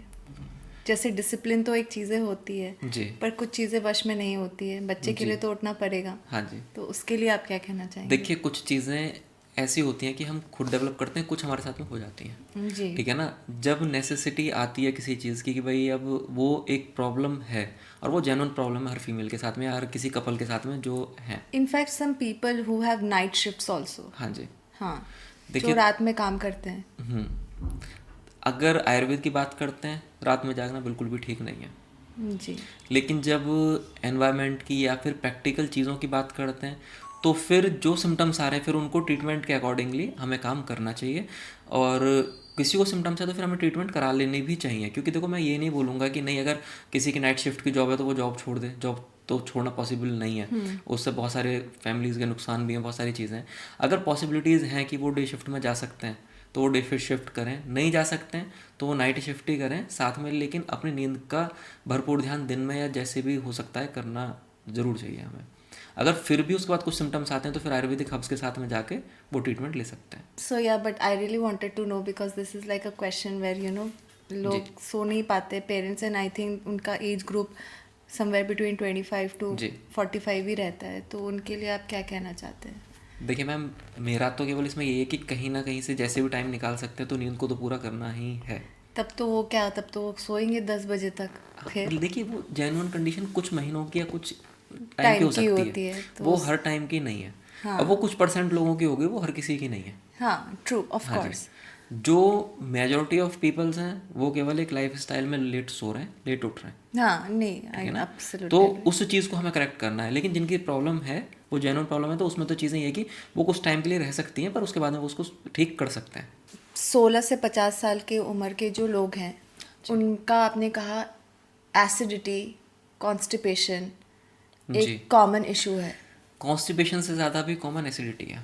जी जी। सो इनके क्या होम रेमेडीज़ हैं? देखिए, होम रेमेडीज़ से पहले सबसे पहले अपनी डाइट को अच्छा करना है। जी होम रेमेडीज़ की ज़रूरत या फिर किसी मेडिसिन की ज़रूरत तब पड़ती है जब हम पहली चीज़ों को ठीक कर चुके होते हैं फिर रिजल्ट नहीं मिलता है। अगर हम अपनी लाइफ स्टाइल के साथ में डाइट को अच्छा कर लें तो मुझे लगता है कि इनकी ज़रूरत नहीं पड़ेगी। इसीलिए मुझे ये लगता है कि सबसे पहले हमें वो चीज़ें फाइंड आउट करनी चाहिए कि जो एसिडिक हो सकती हैं उनको अपनी लाइफ स्टाइल में अपने डेली रूटीन से हटाना है। अब सब लोग जैसे कि टी कॉफ़ी सब लेते हैं। हाँ जी सभी एक कल्चर बन गया है हमारा कि पर डे हमें टी कॉफ़ी हम ले रहे हैं। देखिए, टी कॉफ़ी की ये नहीं है कि नहीं लेनी है, लेकिन हमने अपने अकॉर्डिंगली उसको डिज़ाइन करना है कि क्या हमारे लिए वो सही है। जैसे हम ग्रीन टी भी लेते हैं, जी ग्रीन टी सब लोगों को लगता है कि बहुत अच्छी चीज़ है और हम ले लेते हैं, लेकिन वो हर किसी के लिए बहुत अच्छी नहीं है। जिसको भी एसिडिटी है उसके लिए टी कॉफ़ी या ग्रीन टी बिल्कुल भी नहीं लेनी चाहिए, उसको अवॉइड करनी चाहिए। क्यों? उसका रीज़न ये है क्योंकि ग्रीन टी के अंदर जितने भी इंग्रेडिएंट्स होते हैं वो सारे के सारे वो आयुर्वेदिक औषधियाँ प्लांट्स होते हैं कि जो अपने नेचर में गर्म होते हैं। अगर हम उसको लेते हैं तो वो हमारे फायर को ही बढ़ाते हैं। उसका लॉजिकल आंसर ये है कि ग्रीन टी की जो मार्केटिंग होती है ना, वो इस चीज़ पे होती है कि मेटाबॉलिक रेट को तेज़ करती है और आपके फैट लॉस में मदद करती है। जी सब लोग यही बोलते हैं। हाँ लेकिन जो चीज़ फैट को मेल्ट करेगी या मदद करेगी तो वो क्या होगी, वो नेचर में हॉट होगी या गर्म होंगी। अगर किसी को पहले से ही एसिडिक डिस्कम्फर्ट्स होते हैं तो उसके लिए क्या चीज़ें करेंगी वो क्या करने वाली हैं, वो उसको एसिडिटी को एग्रीवेट करने वाली हैं। जब एग्रीवेशन एसिडिटी का होगा तो लोगों को अल्सर्स होने शुरू हो जाएंगे, लोगों को बहुत ज़्यादा हार्ट बर्न होगा। तो इन सब चीज़ों से क्या है कि खुद को चीज़ें समझनी है कि क्या ये मेरे लिए ठीक है। किसी भी उस मार्केटिंग स्ट्रेटेजी पे नहीं जाना है कि उसमें बताया गया तो ये हमारे लिए ठीक है, हो सकता है वो आपके लिए ठीक है हो ना हो, वो औरों के लिए ठीक हो। तो ये चीज़ें खुद को समझनी है। फिर बात आती है बहुत ज़्यादा, हम रोज़ पर डे एक कल्चर बन गया कि मॉर्निंग में हम पराठा खाते हैं, कुछ लोग बाहर जाके पूरियाँ खाते हैं, जी। ठीक है। अब जो लोग पराठा पर डे खा रहे हैं, हो सकता है कि वो मेरे लिए बहुत अच्छे से, मुझे कोई परेशानी ना करता हो, आपको कर सकता है, किसी और को कर सकता है। तो वो उसमें होता क्या है कि जब पराठा हमने खाया ना कि वो डाइजेस्ट हुआ ही नहीं, तो भी वो एसिडिक डिस्कम्फर्ट्स या फिर आपका टॉक्सिन्स की तरफ कन्वर्ट हो जाता है, तो जिससे हमें ये डाइजेस्टिव सिस्टम के इश्यूज आने शुरू हो जाते हैं। पराठा एक मैंने आपको एग्जांपल दिया, पराठे से मतलब पराठा ही नहीं है, मतलब कुछ भी ऐसे फूड्स जो हो सकते हैं, तो वो आपको खुद ही फाइंड आउट करने पड़ेंगे कि आपके लिए कौन सा ठीक है। फिर भी अगर हम जनरल पब्लिक के लिए बता दें कि वो सारे फूड एसिडिक डिस्कम्फर्ट्स वाले पेशेंट को नहीं लेने चाहिए जिनके नेचर में जो गर्म है या फिर जिनकी तासीर गर्म है, वो सारे फूड उनको अवॉइड करने चाहिए, वो या फिर वो किस बैलेंस तरीके के क्वांटिटी में फूड लेना होता चाहिए। है? जैसे कि बहुत सारे स्पाइसेस, ये राइट। सारे गर्म होते हैं। कौन से? आपका दालचीनी गर्म होती है, जी। ठीक है ना। इसके साथ साथ में, दालचीनी के साथ में, जैसे लोग क्या करते हैं कि जितने भी मसाले बहुत सारे डालते हैं, लाल मिर्च डालते हैं, वो नहीं खानी चाहिए। हल्दी बहुत अगर एक्सेसिव क्वांटिटी में है तो वो गर्म है, सौंठ गर्म है। तो इन सब चीज़ों की एक्सेसिव क्वांटिटी को बचाते हुए हमने एक बैलेंस क्वांटिटी में लेना है कि जिससे आपको परेशानी ना हो, जी। ठीक है। कुछ लोग, देखिए, हर एक चीज़ ना पॉडकास्ट के माध्यम से या कैसे बताई नहीं जा सकती, क्योंकि इतना बड़ा विषय है ना, इसमें बहुत सारी बातें भी हम करेंगे ना तो पूरा नहीं कर सकते। जैसे लोगों को यही नहीं पता कि लौंग हम खाते हैं वो गर्म होती है, ठंडा होती है। लौंग तो आई एम गेसिंग गरम होती है। हाँ, सब लोग यही सोचते हैं लौंग गर्म होती है। जब आयुर्वेद की बात आती है, लौंग ठंडी होती है, अरे वाह। लौंग शीत भी रह होती है। लौंग का एक गुण है जिसको हम क्रमीहर कहते हैं। लोग वायरल जब जिसको हुआ कि खांसी जुकाम हुए, अब उसका लॉजिकल साइंस आप समझिए कि क्यों वो फ़ायदा करती है। आयुर्वेद इतनी डीप नॉलेज है कि किसी को खांसी जुकाम हुए, हम काढ़ा बनाते हैं, लौंग उबाल के दे देते हैं कि आप पी लीजिए तो ठीक हो जाओगे। वो इसलिए नहीं ठीक करती कि वो गर्म है, वो इसलिए ठीक करती है क्योंकि उसका एक गुण है जिसको हम क्रमीहर कहते हैं। क्रमी कहते हैं किसी भी वायरसेस को ख़त्म करने वाली या बैक्टीरियल इन्फेक्शन को ख़त्म करने वाला। तो जब हम लौंग को देते हैं तो उससे उसके वायरल इन्फेक्शंस खत्म हो जाते हैं या फिर कंट्रोल हो जाते हैं, जिससे उसके सिम्टम रिलीव हो जाते हैं। लेकिन लौंग शीतवीर्य होती है, लौंग गर्म नहीं होती। जैसे हम घर में दही खाते हैं, दही उष्णवीर्य होती है, दही गर्म होती है, दही ठंडी होती नहीं है। But what about yogurt? दही और योगर्ट, आई मीन योगर्ट एक ऐसा चीज़ है जो हमने सुना है कि डाइट में सबके एक प्रोबायोटिक है, वो जाना चाहिए। देखिए, जाना चाहिए, ठीक है। अब बात जब दही की, लस्सी की या इन सब चीज़ों की आती है ना, तो आप उसमें मैं आपको थोड़ा सा चीज़ें क्लियर कर देता हूँ। हर एक सीज़न के हिसाब से हर एक चीज़ चेंज है। आपने सुना भी होगा, पढ़ा भी होगा कि जब गर्मियाँ आती हैं तो सब लस्सी पीते हैं। नॉर्मल सब पीते हैं लस्सियाँ। जी। क्यों पीते हैं? उस लस्सी पीने का एक कारण है, क्योंकि हर प्रोडक्ट की टेंडेंसी उसकी फॉर्मेशन के हिसाब से चेंज हो जाती है। दही गर्म हो गई, लस्सी में जब हमने उसको मथा तो उसका जब मक्खन बटर निकाल लेते हैं तो वो शीतवीर्य हो जाती है, वो ठंडी हो जाती है। तो गर्मी में जो लस्सी पीने का विधान है वो इसीलिए है कि वो आपको शीतलता देगी, वो आपको गर्मी नहीं करेगी। जैसे ही सीज़न चेंज होते हैं, जब सर्दियों में जाते हैं तो दही खाने का भी विधान है, तो वो खाई जा सकती है। कुछ लोग गर्मियों में भी दही खाते हैं। अगर आपको कोई भी डिस्कम्फर्ट्स नहीं है तो वो डाइजेस्ट कर पा रहे हैं तो खा सकते हैं। लेकिन बहुत लोगों की ये कंप्लेन होती है कि अगर उन्होंने दही खाई है तो उनको एसिडिटी हो जाती है, क्योंकि उनको पहले से ही एसिडिक डिस्कम्फर्ट्स होते रहते हैं, तो वो उनको डाइजेस्ट नहीं होती। वॉमिटिंग फील करते हैं, नॉजियाटिक फील करते हैं, गैस्ट्रिक डिस्कम्फर्ट्स फील करते हैं, हैवीनेस फील कर जाते हैं, कहते हैं कि हमें डकारें या बर्फ दही की आनी शुरू हो गई हैं। तो इन सब चीज़ों को ना पर्सन टू पर्सन चीज़ें वेरी करती हैं। तो अपने अकॉर्डिंगली जो चीज़ें हैं उनको समझना है और उसी के अकॉर्डिंग हमें एक्ट करना है। बट दही एक ऐसा चीज़ है जो पेट ठंडा नहीं करता है। हाँ जी, वो गर्मियों में नेचर के अकॉर्डिंग नहीं लेनी चाहिए। अगर लेनी भी है तो मॉर्निंग में ही ली जाए तो ज़्यादा अच्छा है। बाकी आफ्टरनून में, इवनिंग में बिल्कुल भी दही का प्रयोग नहीं करना चाहिए।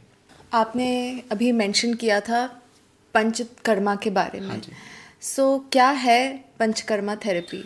देखिए, जब आयुर्वेद की बात आती है तो आयुर्वेद का एक विशेष पार्ट है पंचकर्मा। पंचकर्मा से हम डिटॉक्सिफिकेशन से समझते हैं कि एक बहुत जनरल एग्जांपल मैं आपको बताता हूँ। जब हम किसी भी चीज़ की या क्लीनिंग करते हैं या वाइट वॉश करते हैं, घर का हमें रीपेंट कराना होता है, तो हम उसको पहले क्लीन करते हैं, फिर हम उस पर वाइट वॉश करते हैं या पेंट कराते हैं। या हम डायरेक्टली ऐसे ही नहीं कर देते। तो ऐसे ही जब हम किसी भी डिजीज़ को ट्रीट करते हैं तो बॉडी में हम मेडिकेशंस तो देते हैं, तो मेडिसिन जो होती हैं वो आपके शमन चिकित्सा होती हैं, सप्रेशन ट्रीटमेंट पे काम करती हैं। जनरल कंडीशंस में। और जब पंचकर्मा की बात आती है तो पंचकर्मा शोधन चिकित्सा कहा जाता है और वो डिटॉक्सिफिकेशन पे काम करता है। तो पंचकर्मा भी एक बहुत बड़ी साइंस है कि हम किसी भी बीमारी को जल्दी से दवाइयों द्वारा कैसे हील करें, तो वो पंचकर्मा के द्वारा ही पॉसिबल हो सकता है। अगर हम पंचकर्मा कराते हैं तो किसी भी डिजीज़ में हम बहुत अच्छे से रिजल्ट ले पाते हैं या डिजीज़ को हील कर पाते हैं। पंचकर्मा होता क्या है? जब शोधन चिकित्सा की बात आती है तो लोग क्या सोचते हैं कि 5 कर्म हो गए, ये पंचकर्मा हो गया। जी। ऐसी चीज़ें नहीं है। देखिए, पंचकर्म में 5 कर्म हैं, लेकिन प्रोसीजर 3 टाइप्स में चेंज होते हैं। मेन प्रोसीजर होता है, पोस्ट होता है, प्री होता है। तो प्री प्रोसीजर जो होते हैं उसमें स्नेहन और स्वेदन आते हैं। ठीक है, स्नेहन और जब स्वेदन की बात आती है तो स्नेहन कहते हैं ऑयलेशन को। ऑयलेशन एक्सटर्नल भी हो सकता है और इंटरनल भी हो सकता है, जिसको हम स्नेहपान भी कहते हैं। मतलब उसमें मेडिकेशंस में घी, ऑयल, इस तरीके की चीज़ें होती हैं, वो मेडिकेटेड ही होती हैं, वो चीज़ें दी जाती हैं। उसके बाद में फिर आता है स्वेदन, जिसमें हम स्टीम बाथ सब लोग करते भी हैं या सोना बाथ कर लेते हैं। Right. लेकिन वो एक जर्नल एक पार्ट है स्वेदन का। स्वेदन भी अलग अलग तरीके से, निराग्नि, साग्नि, 2 प्रकार से बताए हैं और इनके भी 10 और 13 पार्ट्स हैं कि किस किस तरीके से स्पेसिफिक डिज़ाइन किया जाता है, किस पेशेंट के लिए क्या हो सकता है। I mean, can you name few? जैसे कि जब निराग्नि श्वेद की बात करते हैं, निराग्नि का मतलब हो गया कि बिना अग्नि या बिना किसी ऐसे प्रोसेस के द्वारा जिसमें हमने हीट एक जनरेट करी है और उसके मतलब हीट जनरेट करके हम स्टीम कर रहे हैं या फिर स्वेदन कर रहे हैं, स्वेटिंग करा रहे हैं। अब उसमें हीट की ज़रूरत, हमें आर्टिफिशियल की ज़रूरत नहीं है, हम अपनी बॉडी से ही मतलब स्वेटिंग करा सकते हैं, स्वेदन करा सकते हैं। वो कैसे? जैसे किसी कोई रनिंग करके आता है, एक्सरसाइज करता है, स्वेटिंग हो जाती है। हाँ। वो निराग्नि श्वेद में आता है। आपने किसी का मतलब कोई भी ऐसा काम दे दिया या किसी को डर ही हो गया, भय हो गया, तो उससे भी निराग्नि श्वेद हो जाता है। कुश्ती उसमें बताया गया, कुश्ती से भी, कुश्ती मतलब रेसलिंग हो गई, तो उसमें भी जब हम एक्सरसाइज कर रहे हैं या फिर कोई भी हम अपनी एनर्जी जनरेट कर रहे हैं या फिर हम यूज़ कर रहे हैं तो उससे भी स्वेदन हो सकता है। अच्छा। तो इस तरीके की चीज़ें निराग्नि में आती हैं। जब साग्नि की बात होती है, सैग्नि का मतलब होता है कि जिसमें हमें हीट की ज़रूरत पड़ रही है। जैसे कि सबसे पहले तो जो आज का मॉडर्न तरीका है, स्टीम बाथ हम लेते हैं, उसमें भी एनर्जी की ज़रूरत, आपको हीट की ज़रूरत पड़ रही है, चाहे वो इलेक्ट्रिसिटी से है, चाहे वो आग जला के हो रही है। ठीक है, तो वो भी उसमें होता है। पहले क्या होता था? पहले प्रस्तर स्वेद होता था कि आपने पत्थरों को में आग जलाई, पत्थरों को गर्म करा, उसके ऊपर एक बेंच है, बेंच के ऊपर हमने किसी को भी लिटाया हुआ है, कंबल उड़ा दिया, तो इस तरीके से होता था। कुटी स्वेद होता था। तो इस तरीके से बहुत सारे स्वेद उसमें आते थे। तो ये सब सैग्नि श्वेद में आते हैं कि आग जलाया, उसके बराबर में बिठा दिया। आग जलाने के बाद में ऊपर एक प्रोसेस ऐसा भी था कि उसके ऊपर एक पत्थर की या फिर एक चारपाई जैसा कुछ बनाया, उसके ऊपर पेशेंट को लिटा देते हैं, तो नीचे से वो हीट जनरेशन होती रहती है, या फिर कंबल उड़ा देते हैं, तो वो सब चीज़ें होती हैं। तो वो एक एंसेंट तरीका था। अभी क्या है कि मॉडर्नाइजेशन में चीज़ें बदली हैं, तो लोगों ने स्टीम बाथ और सोना बाथ इन सब के थ्रू भी स्वेदन को करना शुरू कर दिया है। तो ये सब स्नेहन और स्वेदन आपके पूर्व क्रम में आते हैं, जिसको हम प्री प्रोसीजर कहते हैं। अब बात आती है मेन प्रोसीजर्स की। मेन प्रोसीजर में 5 क्रम आते हैं, जिसमें वमन, विरेचन, बस्ती, नश्य और रक्तमोक्षण आता है। तो किसी भी तरीके से शरीर का डिटॉक्स करना या शोधन करना पंचकर्म के अंतर्गत आता है। जब वमन कर्म की बात आती है तो वमन कर्म से हम समझते हैं कि वॉमिटिंग्स कराई जाती हैं, लेकिन वो होता क्या है कि उसमें भी प्री प्रोसीजर 7 डेज तक चलता है, फिर 1 डे के लिए आपका वमन कर्म कराया जाता है। वमन कर्म कफ दोष के लिए किया जाता है, जिनको म्यूकस से रिलेटेड, कफ से रिलेटेड डिजीज़ है, तो उनको क्या जाता है, वो दवाइयाँ दी जाती हैं। वो प्रोसेस है, मतलब उसमें डेज 5 भी हो सकते हैं, 7 भी हो सकते हैं पूर्व कर्म के, लेकिन वो डिसाइडेड होता है कि जब आपके पास में पेशेंट आता है, हम उसी से डिसाइड कर पाते हैं कि किसको कितनी रिक्वायरमेंट्स हैं। फिर सेकंड प्रोसेस होता है हमारा विरेचन का। विरेचन जो काम करता है वो आपका पित्त दोष को ठीक करने में काम करता है। फायर से रिलेटेड इश्यूज, मतलब एसिडिटी, या मैं कहूँ कि पित्त की जितनी भी व्याधि हैं सबको ठीक करने में विरेचन काम करता है, या शोधन करने में, पित्त को निकालने में विरेचन का काम रोल आता है। तो उसमें हम मेडिसिन देते हैं, उसमें मोशंस के थ्रू हम उस चीज़ को शरीर से बाहर करते हैं, टॉक्सिन्स को बाहर निकालते हैं। फिर बात आती है बस्ती। बस्ती जो होती है वो रेक्टम के थ्रू मेडिकेशंस दी जाती हैं, तो वो भी एक प्रोसेस है। तो वो इंटेस्टाइन और इन सब पे वात दोष के लिए काम करती है। तो जब बात आती है कि इनसे हम कितनी डिजीज़ को क्योर कर सकते हैं, तो आयुर्वेद में ऐसी चीज़ें लिखी गई हैं कि वात पित्त कफ जो दोष होते हैं 80, 40 एंड 20, मतलब वात दोष के 80 डिसऑर्डर्स, 80 डिजीज़, पित्त की 40 एंड कफ की 20 डिजीज़, इन सबको हम पंचकर्मा के द्वारा, शोधन चिकित्सा के द्वारा शरीर के टॉक्सिन्स को बाहर निकाल के ठीक कर सकते हैं। तो ये इतने पे ये 3 प्रोसेस काम करते हैं। फिर बात मैंने करी कि हमने यहाँ से अपने थ्रोट से नीचे नीचे तो सब क्लीनिंग की बात बता दी कि हमने वॉमिटिंग भी करा दी, मोशंस के थ्रू भी हो गया, रेक्टम के थ्रू भी हो गया। अब बात आती है यहाँ से ऊपर हम कैसे किसी के टॉक्सिन्स को निकाल सकते हैं, शोधन कर सकते हैं। तो उसमें बात आती, मतलब जो प्रोसेस आता है वो आता है नश्यम का। जो पंचकर्मा का एक पार्ट है नश्यम।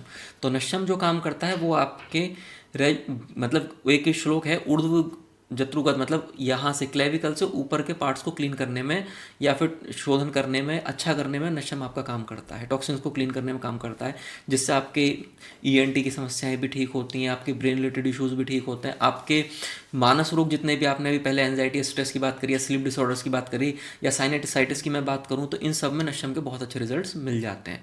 नशम तो करते हैं, लेकिन नशम में जो धुआं होता है उसका हम कैसे प्रयोग करते हैं? देखिए, नशम का जो प्रोसेस है ना, वो एक ऐसा प्रोसेस है कि उसमें स्टीम इन्हेलेशन भी होता है, उसमें मेडिकेटेड ऑयल्स भी नोस्ट्रल्स में डाले जाते हैं, उसमें फेशियल मसाज भी होती है। इन सब के बाद में धूम बढ़ती है, धुआं भी दिया जाता है। वो धुआं कैसा होता है, वो स्मोक तो हम कहते हैं, लेकिन हम लोग ने उसको चलन कर दिया है कि आयुर्वेदिक स्मोक। वो आयुर्वेदिक हर्ब्स होती हैं, उन सब को जला के जो उसका स्मोक होता है उसको हम पेशेंट को इनहेल करने के लिए बोलते हैं। तो वो बहुत ज़्यादा सेफ़ है, और पेशेंट के जो भी पेशेंट है या जिसको कोई बीमारी नहीं भी है, जो अपने आप को ठीक रखना चाहता है, वो धूम बढ़ती कर सकता है। तो उससे होता क्या कि म्यूकस की क्लीनिंग, टॉक्सिन्स की क्लीनिंग नोस्ट्रल्स के थ्रू हो जाती है, और पीस आती है, कामनेस आती है, स्ट्रेस एंजाइटी में उससे रिजल्ट मिलने शुरू हो जाते हैं। किसी को बहुत ज़्यादा ओवर थिंकिंग होती है तो उन सब चीज़ों में वो बहुत फ़ायदेमंद हो जाता है। तो धूमवर्ती के नशम में या नशम के इनके मानस रोगों में, या फिर मैं कहूँ ईएनटी या ब्रेन या इससे रिलेटेड इश्यूज़ में बहुत अच्छे रिजल्ट्स मिलते हैं, और ये बहुत ही अच्छे हैं। हम स्मोक कर सकते हैं हर्ब्स को? आयुर्वेदिक वे में अगर हम बात करें तो डिटॉक्सिफिकेशंस के लिए कर सकते हैं। मैं कोई भी जनरल स्मोक की बात नहीं कर रहा हूँ। जी हाँ, बिल्कुल। तो आप कर बट सकते व्हाट हैं। Are these herbs? हर्ब्स में जैसे स्पेसिफिक हर्ब्स स्पेसिफिक डिजीज़ के अकॉर्डिंग चेंज हो जाती हैं। जैसे किसी को मैं बात करूं कि हमने अभी पहले भी नींद की बात करी थी हाँ। कि नींद नहीं आ रही है, तो उसमें हम जटामासी, एक पौधा होता है, प्लांट होता है आयुर्वेद में, तो हम उसके पाउडर का धूमवर्ती बना के उसका जला के उसके स्मोक को लेते हैं, तो उससे फिर रिजल्ट मिलने शुरू होते हैं। जिस भी किसी को डिजीज़, मतलब ऐसी डिजीज़ है कि इंसोम्निया है, डिस्टर्ब स्लीप है या कामनेस नहीं है, तो उसको वो पॉजिटिव चीज़ें मिलनी शुरू होती हैं, उसके सिम्टम्स डाइट्रेट होने शुरू होते हैं, उसको अच्छी स्लीप आनी शुरू हो जाती है। ऐसे ही किसी को कोई और कंडीशन है, जिसको साइनासाइटिस है, तो उसमें हम शुंठी पाउडर का या फिर हम कृष्णा मरीच का, इन सब चीज़ों के थ्रू भी बनाते हैं, और मेडिकेटेड ऑयल्स के साथ में मिलके धूमवर्ती बना के उसको इनहेल कराते हैं। तो हर किसी पेशेंट के अकॉर्डिंगली चीज़ें चेंज हो जाती हैं, प्रोसेस चेंज हो जाता है। आपने डिटॉक्स के बारे में बताया। पहली चीज़ तो ये कि लिवर डिटॉक्स कैसे कर सकते हैं आयुर्वेद में? देखिए, लिवर डिटॉक्सिफिकेशन के लिए मार्केट में बहुत सारी चीज़ें चल रही हैं। एग्जैक्टली, इसलिए मैंने आपसे कहा कि किस पे भरोसा करें और क्या इस्तेमाल करें। अगर मैं कहूँ कि अगर डिटॉक्सिफिकेशन के लिए आपको जाना चाहिए, या लिवर डिटॉक्सिफिकेशन या फिर डाइजेस्टिव सिस्टम के क्लिनजिंग के लिए या टॉक्सिन्स के लिए जाना चाहिए, तो आप पंचकर्मा में विरेचन और वस्ती या वमन प्रोसीजर के थ्रू ही जाएं, तो वो आपको बहुत अच्छे रिजल्ट्स मिल पाएंगे, और वो आपके लिए सेफ भी रहेंगे। कुछ लोग कुछ सॉल्ट्स के थ्रू, कुछ अलग प्रोडक्ट्स के थ्रू करते हैं, तो ऐसी चीज़ें ना बहुत ज़्यादा रिसर्चेबल चीज़ें नहीं हैं। जी। जब एंशियंट तरीके के आयुर्वेद की बात आ रही है, तो उसमें वमन विरेचन वस्ती ही सेफ है, तो उससे आपके बॉडी की डिटॉक्सिफिकेशन भी होता है, टॉक्सिन्स क्लीन भी होते हैं, और आपके लिए हेल्दी बॉडी, क्या मैं कहूँ कि ऑर्गन्स के हेल्दी चीज़ें भी शुरू हो जाती हैं। इन लेमन वर्ड्स जी। कि कैसे कर सकते हैं डिटॉक्स हम? देखिए, डिटॉक्सिफिकेशन के लिए अगर आप अपने डॉक्टर के पास जाके ही करें, क्योंकि उसमें बहुत सारी चीज़ें होती हैं जिनको देखकर ही इनका डिसाइड किया जाता है कि ये पंचकर्मा कर सकते हैं या नहीं कर सकते, क्योंकि या डिटॉक्सिफिकेशन ट्रीटमेंट दे सकते हैं या नहीं दे सकते, क्योंकि बहुत सारी कंडीशंस में इसका निषेध भी बताया गया है कि जिसमें नहीं करना चाहिए। तो वो सब चीज़ें हम ये नहीं कह सकते कि हर आदमी कर सकता है या नहीं कर सकता। आप जो भी जहाँ सुने, वो अपने नज़दीकी आयुर्वेदा डॉक्टर के पास जाए, और वो अपने अकॉर्डिंगली उन चीज़ों को समझे कि मेरे लिए क्या ज़रूरी है, और वो उन सब प्रोसेस को फॉलो करे। 50 ग्राम मेथी दाना, 40 ग्राम अजवैन, 30 ग्राम जीरा, 20 ग्राम सौंफ, 10 ग्राम सॉल्ट पाउडर, इसको हम साथ अच्छे से मिक्स करते हैं और 21 दिन तक यूज़ करते हैं। तो कहा जाता है कि रात में सोने से पहले तो ये जोड़ों के दर्द, कमर दर्द, गट हेल्थ, ये सब ठीक कर देते हैं, और इस तरीके की चीज़ें चल रही है मार्केट में। तो इस पे क्या कहना है आपका? इन दोनों चीज़ों में एक विशेष अंतर है। जो आपने भी क्वेश्चन करा, ये क्वेश्चन एक हर्ब्स के नुस्खे के तौर पे किया, और मैंने जो चीज़ें बताई वो एक डिटॉक्सिफिकेशन पंचकर्मा से रिलेटेड बताई। जब पंचकर्मा की बात आती है तो डॉक्टर के पास जाना बहुत ज़रूरी है, और वहाँ जाके ही उसको यूज़ करना चाहिए या प्रयोग करना चाहिए। बट मैं in general general life style में जो आपने अभी ये कंटेंट बताए हैं कि जीरा पाउडर, सौंठ, अब अजवाइन आप बता रहे हैं, ठीक है ना। जब हम इनका प्रयोग कर रहे हैं तो हमने उसमें बस थोड़ी चीज़ें देखिए, इनसे रिजल्ट तो आपको निश्चित मिलने वाले हैं। क्यों मिलने वाले हैं? क्योंकि मेथी दाना आपके ब्लड शुगर को कंट्रोल करता है, तो आपको ब्लड शुगर में आपको रिजल्ट मिलेंगे। सौंठ जो है आपके एज ए दर्द, किसी को बॉडी में मसल पेन हो रखे हो तो उसमें आपको बहुत अच्छे रिजल्ट दे सकती है। लेकिन इनके कुछ साइड इफ़ेक्ट्स भी हो सकते हैं। जैसे अगर कोई सौंठ का पानी लगातार ले रहा है और उसको पहले से ही अल्सर हैं या उसको हाइपर एसिडिटी होती है, तो उसकी एसिडिटी या हाइपर एसिडिटी फिर से एग्रीवेट हो जाएगी। जैसे मैंने शुरू में बताया था कि चीज़ें अपने अकॉर्डिंगली डिसाइड करनी है कि मुझे अगर कोई परेशानी इससे नहीं हो रही है तो वो मेरे लिए सेफ़ है, मैं उसको यूज़ कर सकता हूँ। अगर किसी को परेशानी है और उसने वो 21 डेज तक यूज़ की तो उससे निश्चित उसको परेशानियाँ होने वाली हैं। तो इसके लिए भी डॉक्टर को ही कंसल्ट करना पड़ेगा। देखिए, हर एक चीज़ ना आयुर्वेद में जो हम यूज़ करते हैं, अगर हम घर में सब्जी भी बना रहे हैं ना, उसमें हम हल्दी डाल रहे हैं, तो हल्दी भी एक आयुर्वेद की औषधि है। जी। ठीक है। अगर वो सम अवस्था में होगी तो आपके लिए बहुत फ़ायदेमंद है। और अच्छी चीज़ भी अगर एक्सेसिव फॉर्म में जाएगी तो वो कितनी भी अच्छी क्यों ना हो, उसके बहुत सारे साइड इफ़ेक्ट्स या नुकसान आपको देखने को मिलेंगे। कुछ चीज़ों का प्रयोग किया जा सकता है, लेकिन अगर उसके रिवर्स इफेक्ट दिखते हैं तो उसको तुरंत बंद करके डॉक्टर्स के पास जाके बात कर लेनी चाहिए। तो आपका ये कहना है कि ये जो 21 डेज तक इन जनरल पब्लिक को कहा जाता है कि आप ये मिक्स करके जी ले लें, जी। तो ये नहीं करना चाहिए, देखिए, सबको फॉलो नहीं करना ऐसी चाहिए। चीज़ें ना, बेसिकली देखो, लोग, इंडियन कल्चर हमारा है कि हम घर में भी बहुत सारी चीज़ें हम अपने में भी देखते हैं, लोग फॉलो करते ही रहते हैं और सभी लोग कर भी रहे हैं। पर जो बेसिकली बात आती है, जो आयुर्वेद की बात आती है, तो उसमें हर एक चीज़ के लिए अपने अकॉर्डिंग डिज़ाइन करके ही चीज़ों को यूज़ करें तो ज़्यादा अच्छा है।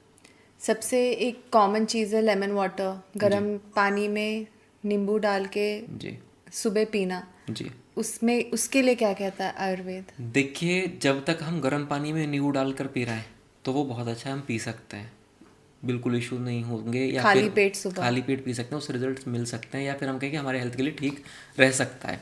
लेकिन जब हम इसमें थोड़ा सा एक चलन चलता है कि गर्म पानी में नींबू और शहद मिलाकर भी लोग पीते हैं, जब हम इस फॉर्म में जाते हैं तो ये बिल्कुल ही गलत हो जाता है। शायद लोगों को पता भी नहीं है। और ओटीसी प्रोडक्ट्स के थ्रू शहद को गर्म पानी में मिलाकर ओबेसिटी को ठीक करने के नाम से बहुत सारा शहद बेचा जा चुका है। पर आयुर्वेद की जब बात आती है तो आयुर्वेद की नॉलेज ये कहती है, आयुर्वेद में एक बुक है चरक संहिता, आचार्य चरक ने वो लिखी है। तो आचार्य चरक ने ये बात बोली है कि अगर हम गर्म पानी में शहद मिलाकर पीते हैं तो वो लगभग ऐसे काम करता है कि जैसे हम जहर किसी लो फॉर्म में खा रहे हैं, या फिर हम कम पोटेंशियल का जहर खा रहे हैं, कि एक लॉन्ग टर्म के बाद में वो हमें कुछ ना कुछ बीमारी ज़रूर दे के जाएगा। तो इसलिए अगर जर्नल ल्यूकवार्म वाटर में हम नींबू पानी पी रहे हैं तो वो ठीक है, वो चल सकता है और वो हम पी भी सकते हैं। पर चल सकता है मतलब क्यों? वो कुछ बेटर नहीं करता क्या? वो बेटर नहीं, फैट बर्न नहीं करता? नहीं, वो आपके मेटाबॉलिक रेट को तेज करता है और वो आपके फैट को बर्न करने में मदद आपकी करता है। लेकिन अगर हम उसमें बहुत ल्यूकवार्म्स के अलावा मतलब हॉट फर्मेंटेशन में अगर पी रहे हैं तो वो हमारे लिए ठीक नहीं है। हम केवल उसको ल्यूकवार्म में या नॉर्मल वाटर में पिए तो ज़्यादा अच्छा है। कि फॉर एग्जांपल किसी ने कुछ खा लिया, उनको एसिडिटी फील हो रहा है, एंड कुछ लोगों के साथ ऐसा इशू होता है कि सुबह उठते ही उनको ऐसा लगता है कि जैसे गला भी भरा हुआ है। तो एक जनरल प्रॉब्लम होती है एसिडिटी की, कुछ ज़्यादा खा लिया तो एसिडिटी फील हो रही है। सो उसके लिए क्या कहना है for people who do not necessarily have an acidity problem but every now and then होता रहता है? जैसे कुछ लोगों ने एवोकाडो खा लिया, उसके बाद भी उनको हो जाता है एसिडिटी। जी। सो क्या रेमेडी है उसका? देखिए, इसमें ना सबसे पहले दो तरीके से ट्रीटमेंट है। अगर किसी ने ओवर ईटिंग की है हाँ। और उसको एसिडिटी हो गई है तो उसमें मुझे लगता है कि बहुत ज़्यादा मेडिसिन या रेमेडीज़ की तरफ नहीं जाना चाहिए। बस इतना ध्यान रखना है कि नेक्स्ट मील तब तक कुछ भी हमें नहीं खाना है जब तक हमारा पहले वाला डाइजेस्ट ना हो जाए। अच्छा। आयुर्वेद में इसको लंघन कहते हैं। लंघन कहते हैं कि खाली पेट रहना या नहीं खाना या भूखे रहना, ठीक है ना।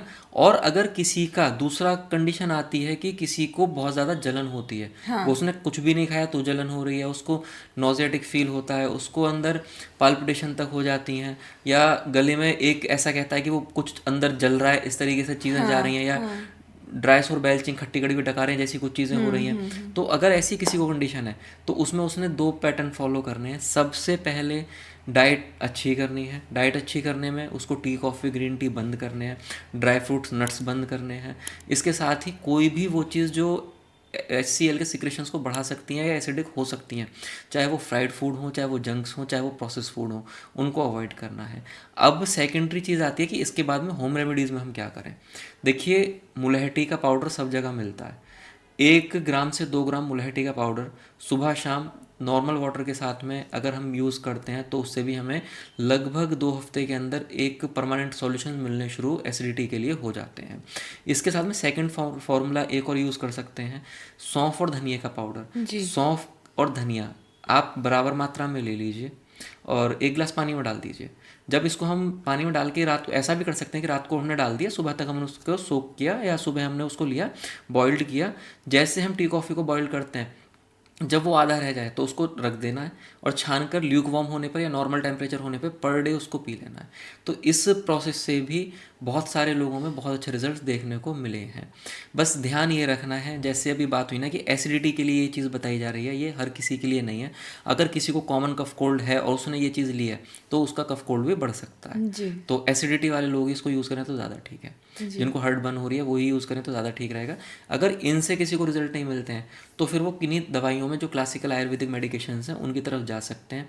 जैसे आयुर्वेद में एक दवाई आती है जिसको हम सूत शेखर रस के नाम से जानते हैं, उसके अगर हम एक एक टैबलेट सुबह शाम लेते हैं तो वो सेफ़ है और उससे भी एसिडिटी में बहुत अच्छे रिजल्ट्स देखने को मिलते हैं। तो इन जनरल कंडीशन से और डाइट को फॉलो करने से हम गैस्ट्रिक डिस्कम्फर्ट्स और एसिडिटी के लगभग 80 to 90% केसेस में घर पर ही सॉल्यूशंस ले लेते हैं। अगर बचे हुए 10 to 15% लोगों को कोई रिजल्ट नहीं मिलते हैं तो फिर उन्हें अपने फर्दर इन्वेस्टिगेशंस के साथ में डॉक्टर के पास ज़रूर जाना चाहिए। कोई भी लापरवाही करके घर में नहीं रहना चाहिए, क्योंकि और भी कोई मेजर कंडीशंस फिर अंदर हो सकती हैं। जनरल कंडीशंस में ये रिजल्ट्स आपको 100% देंगे। जी। आयुर्वेदिक हर्ब अश्वगंधा जी। की पॉपुलैरिटी काफ़ी हाई है, हाँ जी। तो इन्हें हमें कैसे इस्तेमाल करना चाहिए? देखिए, अश्वगंधा की जो पॉपुलैरिटी है ना, वो उसका एक गुण है, क्योंकि वो रिजल्ट इतने अच्छे देती है, या वो हर एक चीज़ में उसके अंदर इतने बड़े गुण है ना कि वो शरीर के मानसिक चीज़ों से लेके और फिजिकल कंडीशंस तक सब में काम करती है। ये कहेंगे कि आयुर्वेद का एक जैम है अश्वगंधा। जी। अगर हम इसका यूज़ बहुत सही तरीके से करते हैं तो इसके हम बहुत अच्छे रिजल्ट्स ले सकते हैं। अगर इसकी एक्सेसिव क्वांटिटी में हम अश्वगंधा का भी यूज़ करते हैं तो भी इसके हमें कोई साइड इफ़ेक्ट्स या फिर नेगेटिव रिजल्ट्स मिल सकते हैं। उसमें बहुत जनरल बेसिक है लेकिन मिलते हैं। जैसे डाइजेस्टिव सिस्टम से रिलेटेड इश्यूज हो सकते हैं, किसी को इंडाइजेशन हो सकता है, किसी को डायरिया हो सकता है, किसी को एसिडिटी भी हो सकती है, किसी को एब्डोमिनल पेन आ सकते हैं। लेकिन वो उन कंडीशंस में जब हम इसकी नॉर्मल फॉर्म से ज़्यादा या फिर किसी एक्सेसिव फॉर्म में हम इसका यूज़ कर लेते हैं। जब बात करते हैं अश्वगंधा की, तो अश्वगंधा फिजिकल हेल्थ की जब बात होती है तो लोग क्या सोचते हैं कि अगर हम अश्वगंधा ले रहे हैं तो हमारी मसल बहुत अच्छी हो जानी है और हम या टेस्टोस्टेरोन हमारा बूस्ट हो जाना है।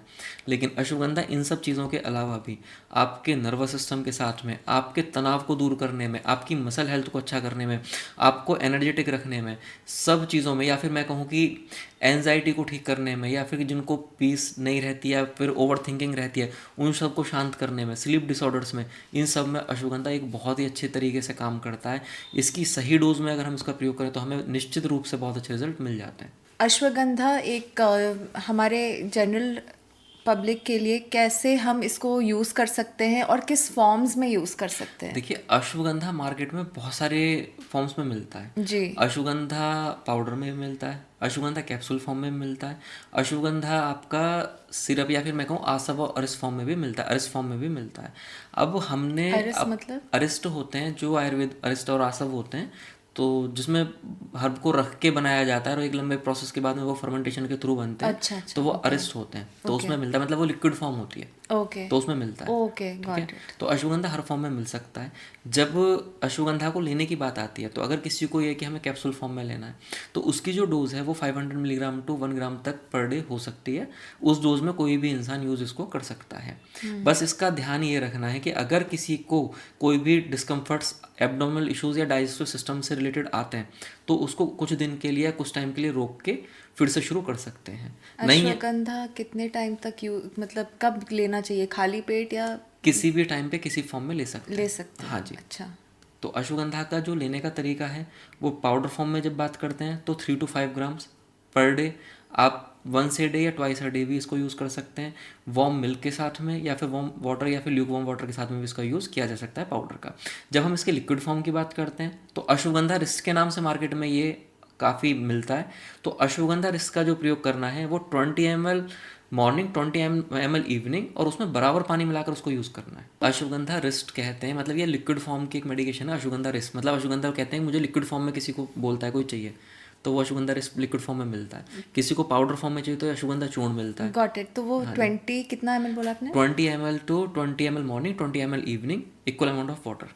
ओके, दिन में 2 बार। दिन में 2 बार। और पाउडर दिन में 1 बार। पाउडर दिन में अगर किसी को कोई कंडीशन नहीं है, वो जनरल वेलबींग के लिए चाहता है तो वो 3 से 5 ग्राम सुबह या शाम में किसी भी एक बार टाइम यूज़ कर सकता है। किसी को लगता है कि मुझे वीकनेस है, मैं एग्जॉस्ट हो जाता हूँ, मुझे नर्वस सिस्टम वीक हो गया, चलने में दिक्कतें हो रही हैं, मसल वीक हो गई हैं, नींद ठीक नहीं है, तो वो सुबह शाम इसका यूज़ करें। अच्छा, ओके। पाउडर फॉर्म या लिक्विड फॉर्म, एनी फॉर्म? जी। ओके। एंड जो इतने सारे 50 ब्रांड्स है वहाँ पे, उसमें कोई भी ले देखिए, लें हम? हर एक ना ब्रांडिंग हो रही है, कंपनियां बना रही हैं, जिसमें भी जो कंपनी का आपको भरोसा लगता है। तो अश्वगंधा तो एक ही है, आप किसी फॉर्म में ले सकते हैं जिसमें आपको कन्वीनियंसी लगती है। एक ऐसे हर्ब के बारे में आपसे बात करना है जो काफ़ी अंडररेटेड है। लोग अश्वगंधा को पॉपुलर समझते हैं, but there something called Brahmi as well, जी। जो काफ़ी अंडररेटेड हर्ब है, जी। जो अपने मेंटल हेल्थ को भी अच्छा बनाता है। एंड ये अश्वगंधा से इनफैक्ट बेटर है। Is it true? नहीं, ऐसा नहीं है। देखिए, दोनों अपने अपने प्लेस में अच्छे ही हैं और किसी को हम कंपेयर इसलिए नहीं कर सकते क्योंकि अश्वगंधा का एक मल्टीपल चीज़ों में काम होता है, ब्राह्मी का स्पेसिफिक आपकी मेंटल हेल्थ पे ज़्यादा यूज़ होता है। तो दोनों अपने ही फील्ड में, या ये कहें कि जिसकी जहाँ ज़रूरत है उसमें वो बहुत अच्छे हैं। ओके। ठीक है ना, दोनों सिमिलर है, जहाँ ज़रूरत है वो वहाँ बेटर है। तो इसमें कंपेयर हम इसलिए नहीं करना चाहिए और करना भी नहीं चाहिए कि उसमें बेटर कौन सा है, क्योंकि जब ज़रूरत मसल्स की या किसी चीज़ की आती है तो अश्वगंधा ही बेटर काम कर सकता है, और जब मेंटल हेल्थ की बात आती है तो अश्वगंधा और ब्राह्मी दोनों ही अच्छे से काम करते हैं, पर ब्राह्मी एक अच्छा ऑप्शन है अश्वगंधा के सामने। अश्वगंधा मल्टीपल चीज़ों पे मैम, और ब्राह्मी एक सिंगल 90% आपके मेंटल हेल्थ पे काम करता है। Brahmi as a product only 4% of Ayurvedic market जो है इंडिया की, सिर्फ उसको कवर करता है। एंड बट ऐसा जो ब्राह्मी है वो इंटरनेशनली यूएसए में और इंटरनेशनल मार्केट में कई बार इन यूएस 40% तक मार्केट यूज़ कर रही है ब्राह्मी को for mental health issues like ADHD। सो उसका हाइप इंडिया में क्यों नहीं है?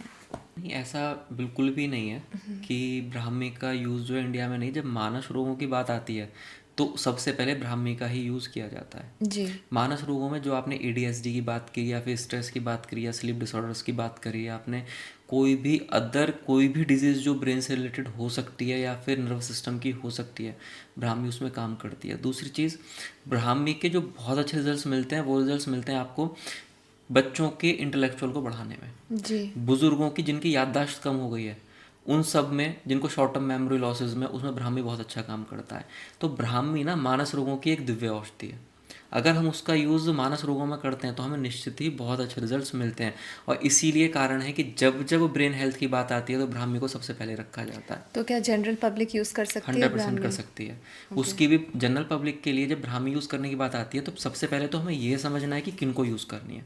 जो जनरल पब्लिक में कि स्ट्रेस हो गया है, कामनेस नहीं है, ओवर थिंकिंग हो जाती है, या फिर इरिटेशंस होनी शुरू हो गई हैं, बुजुर्ग भूल जाते हैं, जिनको शॉर्ट टर्म मेमोरी लॉसेज हो गए, STML की दिक्कत है कि कुछ चीज़ें याद थी भूल गए, जिनका कंसंट्रेशन बच्चों का वीक हो गया है, वो सब ब्राह्मी का यूज़ कर सकते हैं।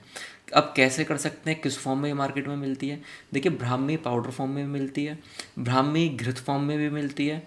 तो पाउडर जो चूर्ण है ब्राह्मी का, उसकी भी जो डोज है वो, अगर अडल्ट डोज की मैं बात करूं तो वो 3 ग्राम पर डे है। 3 to 5 ग्राम पर डे आप ले सकते हैं। कंडीशन के अकॉर्डिंग इसको ट्वाइस अ डे भी लिया जा सकता है। जनरल कंडीशन में वंस अ डे काफ़ी है। अब बात आती है, ये घृत फॉर्म में भी आता है, घी के फॉर्म में, ब्राह्मी घृत के नाम से मार्केट में बहुत अच्छे से मिलता है, और उसके ब्राह्मी घृत के रिजल्ट्स बहुत अच्छे हैं। तो आप उसमें 5 ml लगभग 1 चम्मच के आसपास पर डे इसका प्रयोग कर सकते हैं, जनरल इसका कंजम्पशन कर सकते हैं। जब बात आती है ब्राह्मी और किस फॉर्म में आ सकती है, तो ब्राह्मी आपका लिक्विड फॉर्म में मिल जाती है, ब्राह्मी का कैप्सूल्स भी मिलते हैं। अब कोई कंपनी किसी फॉर्म में बनाती है, कोई टैबलेट फॉर्म में बनाती है, तो जैसे भी मिले। कैप्सूल फॉर्म में तो आप 500 मिलीग्राम पर डे के हिसाब से आप इसका यूज़ कर सकते हैं। अच्छा। तो इस तरीके से ब्राह्मी का अगर यूज़ किया जाता है तो उसके बहुत अच्छे रिजल्ट्स जो कंडीशंस बताई गई हैं उसमें मिलते ही मिलते हैं। जिन भी पेरेंट्स को अपने बच्चों के इंटेलेक्चुअल को बढ़ाने के लिए, या फिर कुछ चीज़ें जो कहते हैं कि भूल जाते हैं, याद नहीं रहता, उसमें अगर वो ब्राह्मी का यूज़ करें तो बहुत अच्छे उनको रिजल्ट मिल जाएंगे। दूसरी बात, लगभग 40 दिन तक, या मैं कहूँ 2 महीने तक, 45 से 60 दिन तक ब्राह्मी का कंटिन्यूस प्रयोग किया जा सकता है। उसके बाद में कुछ हफ्ते के लिए या कुछ दिन के लिए इसको अवॉइड करें, फिर से हम दोबारा शुरू कर सकते हैं। आयुर्वेद की जो स्पा थेरेपीज चल रही हैं आज के टाइम पे, एंड क्या ये एक्चुअल में वर्क करती हैं? देखिए, थेरेपीज तो एक्चुअल में वर्क करती ही हैं अगर हम उनको सही तरीके से प्रोसेस करें तो। पर अभी आपने क्वेश्चन करा कि स्पाज में जो थेरेपी चल रही है, जब स्पा में थेरेपी कोई भी होती है तो वो थेरेपी केवल एक जर्नल रेजुविनेशन, तो मैं फिर भी सेकेंडरी रखूँगा, वो एक बिजनेस माइंडेड होती है जी। उसमें प्रॉपर चीज़ों का मुझे नहीं लगता कि ध्यान रखा जाता है, और ना इतनी नॉलेज उन लोगों को होती है कि वो किस तरीके से चीज़ें कर रहे हैं। अगर हम सही हाथों में सही जगह पर जाएं और उन थेरेपी को तब हम प्रयोग करें तो हमें निश्चित ही बहुत सारी चीज़ों में रिजल्ट्स मिल जाते हैं। जैसे अभी क्या कि ये लोगों ने बिजनेस माइंड कल्चर के थ्रू अभ्यंगम को ही एक मसाज के तरीके से स्पा में शुरू कर दिया हाँ, है। बिल्कुल। अब वो जर्नल कुछ ऑयलेशन के साथ में शुरू कर देते हैं, अब मसाज करते हैं और घर भेज देते हैं। जब अभ्यंगम की बात आती है तो अभ्यंगम ना एक बहुत ही आयुर्वेद का मेन, मैं ये कहूँ कि थेरेपीज़ में मेन थेरेपी है जो बहुत ज़्यादा यूज़ करी जाती है। अगर पेशेंट के अकॉर्डिंगली हम उसमें ऑयल को चूज़ करके उस अभ्यंगम को या फिर उन पार्ट्स को या पॉइंट्स के साथ में करते हैं तो उसके बहुत अच्छे रिजल्ट्स मिलते हैं।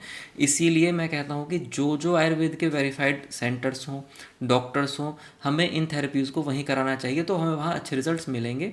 स्पाज में एक जर्नल पार्ट में एज ए मसाज के लिए यूज़ कर रहे हैं तो वो एक अलग चीज़ है, पर एज ए ट्रीटमेंट वहाँ कोई भी आपको बेनिफिट्स मुझे नहीं लगता कि मिल पाएंगे। तो किस तरीके की थेरेपीज होते हैं आयुर्वेद में? देखिए, जब थेरेपीज़ की बात आती है तो सबसे पहले पंचकर्मा के ही रिलेटेड थेरेपीज़ होती हैं। जैसे मैंने पहले भी बताया, स्नेहन, स्वेदन, वमन, विरेचन, बस्ती, नस्य, रक्त मोक्षण, ये तो पंचकर्मा के मेन प्रोसीजर में आते हैं जो पूर्व और प्रधान कर्म में कहे जाते हैं। अब इसके साथ साथ में कुछ स्पेसिफिक थेरेपीज़ भी बताई गई हैं कि अगर किसी के पास में ये इंटरनल डिटॉक्सिफिकेशन के लिए टाइम नहीं है, वो सुपरफिशियल ही उसको ज़रूरत है, मतलब कहें कि हम एक्सटर्नल थेरेपीज़ की ही ज़रूरत है, तो उसमें अगर ब्रेन हेल्थ की या मेंटल हेल्थ की बात करें, डिस्टर्ब स्लीप जिसको है उसके लिए शिरोधारा बहुत अच्छे से काम करती है। किसी को साइनसाइटिस है तो उसमें नेजल ऑब्स्ट्रक्शंस हैं तो उसमें नशम थेरेपी के बहुत अच्छे रिजल्ट्स मिलते हैं। इवन साइनसाइटिस के सर्जिकल प्रोसीजर जिनके हैं, कुछ केसेस में उनको अवॉइड भी किया गया है नशम थेरेपी या और ट्रीटमेंट्स के थ्रू। साथ में किसी को लोकलाइज कोई पेन है तो उस पेन के लिए, जैसे ऑस्टियोआर्थराइटिस ही किसी को हो गया है तो उन पेन्स के लिए आपका जानुवस्ती बहुत अच्छे से काम करती है। किसी को लंबर रीजन्स में या स्पाइन में पेन है तो वहाँ पे आपका कटिवस्ती बहुत अच्छे से काम करती है। पोटली थेरेपी बहुत अच्छे से काम करती है। तो स्पेसिफिक कंडीशंस के अकॉर्डिंगली थेरेपीज चेंज होती हैं और वो डिज़ाइन की जाती हैं कि भाई किस इंसान को या किस पेशेंट को किसकी ज़रूरत है और कम टाइम में हम कैसे उसको रिजल्ट दे सकते हैं। तो हम एक्सटर्नल थेरेपीज पे भी काम करते हैं। तो आयुर्वेद में ये सब चीज़ें होती हैं। आयुर्वेदिक ट्रीटमेंट्स की आपने जैसे बात कही, तो क्या हम कोई डिजीज़ को रिवर्स कर सकते हैं? जैसे सेटिका जी। एक बीमारी है, जी, आपने बोला स्पाइनल डिसऑर्डर्स में। हमारे रिसर्च के थ्रू में पता चला, कुछ लोगों के रिव्यूज़ भी हैं कि उनका 14 दिन में एक आयुर्वेदिक सेंटर में जाके वो ठीक हो गया। हाँ जी, ऐसे 100% रिजल्ट्स मिलते हैं। उन लोगों में मिलते हैं जिन लोगों का डेडिकेशंस वो खुद से भी रखते हैं कि हम इसको ठीक कर रहे हैं और वो डॉक्टर की जो गाइडेंस है उसको फॉलो करते हैं। अब आपने क्वेश्चन करा कि क्या बीमारी को रिवर्स कर सकते हैं। देखिए, जब रिवर्सिबल बीमारी की बात आती है तो आयुर्वेद कहता है कि बीमारियां 3 तरीके से होती हैं, साध्य, असाध्य और कृच्छ साध्य। साध्य कहते हैं कि जो बहुत आसानी से ठीक हो जाती हैं तो वो तो ऑटोमेटिकली हम रिवर्स कर सकते हैं। कृच्छ साध्य होती हैं जिसमें टाइम लगता है और उस टाइम के बाद में वो ठीक हो जाती हैं। असाध्य कहते हैं जिनको हम कभी ठीक नहीं कर सकते। तो स्पेसिफिक जो डिजीज़ है उसके अकॉर्डिंगली ही कह सकते हैं कि कौन सी ठीक होगी या क्या नहीं होगी, कौन सी साध्य है क्या असाध्य है। फॉर अब आपने example back pain. Back pain में जैसे आपने शेटिका की ही मुझसे बात करी, तो शेटिका को हम कृष्साध्य बीमारी में रखते हैं, तो उस व्याधि को कृष्साध्य में रखने से हम इसको ठीक कर सकते हैं। जैसे आपने बोला कि 14 डेज 21 डेज, इस तरीके से देखिए बहुत अच्छे रिजल्ट्स इन दिनों में मिल सकते हैं। लेकिन प्रिवेंटिव केयर के साथ में कुछ महीनों के लिए, कुछ और हफ्तों के लिए भी ट्रीटमेंट करना चाहिए, जिससे हम उसको हमेशा के लिए ठीक रख सकते हैं। जब बीमारी ठीक हो जाती है तो कुछ स्पेसिफिक जो कंडीशंस हैं कि जैसे शेटिका ही आपने बताया, उसमें क्या होता है कि ठीक होने के बाद भी उसकी एक जर्नल केयर की ज़रूरत पड़ती है। तो वो केयर आप योगा के माध्यम से, एक्सरसाइजेस के माध्यम से, या फिर प्रिवेंटिव थेरेपीज़ जो पंचकर्मा की होती हैं उनके थ्रू आप उससे बच सकते हैं या उसको हमेशा के लिए ठीक रख सकते हैं। एलोपैथी और आयुर्वेदा के बारे में आपकी क्या सोच है? दोनों अपनी जगह बहुत अच्छे हैं। ओके। अगर इसमें पिक करने से ज़्यादा मैं एक लाइन इसमें बोलना चाहूँगा कि एलोपैथिक या आयुर्वेदा कोई डिफरेंट चीज़ें अलग नहीं है। पैथी के एक अंतर है, अपने अपने फॉर्म्स हैं कि ट्रीटमेंट किस तरीके से कर रहे हैं। देखिए दोनों का नमक और चीनी जैसा साथ है। जहाँ चीनी की ज़रूरत है वहाँ आप चीनी खा सकते हैं, और जहाँ नमक की ज़रूरत है वहाँ आप नमक ही खा सकते हैं। दोनों को एक्सचेंज नहीं कर सकते, स्विच नहीं कर सकते। जहाँ एमरजेंसी ट्रीटमेंट्स की ज़रूरत है तो वहाँ एलोपैथिक अच्छे से काम करता है, ठीक है ना। हाँ। और जब आयुर्वेद की बात आती है तो क्रॉनिसिटी में, डिजीजेज में, लाइफस्टाइल डिसऑर्डर्स में आयुर्वेद बहुत अच्छे से, बहुत बेटर तरीके से काम करता है। तो दोनों का साथ नमक और चीनी जैसा साथ है। दोनों की अपने अपने प्लेस में एक अपनी अलग पहचान है और अपनी एक रिक्वायरमेंट्स है। बट क्या आपको लगता है कि आयुर्वेद एलोपैथी से आगे निकल जाएगा आने वाले टाइम पे? देखिए आगे निकलना और नहीं निकलना एक वो फ्यूचर पर डिपेंड करता है, जी। ठीक है। पर मैं इतना ज़रूर कह सकता हूँ कि आयुर्वेद का जो फ्यूचर है वो बहुत अच्छा है और लोग उसकी तरफ बहुत अच्छे से कन्वर्ट हो रहे हैं।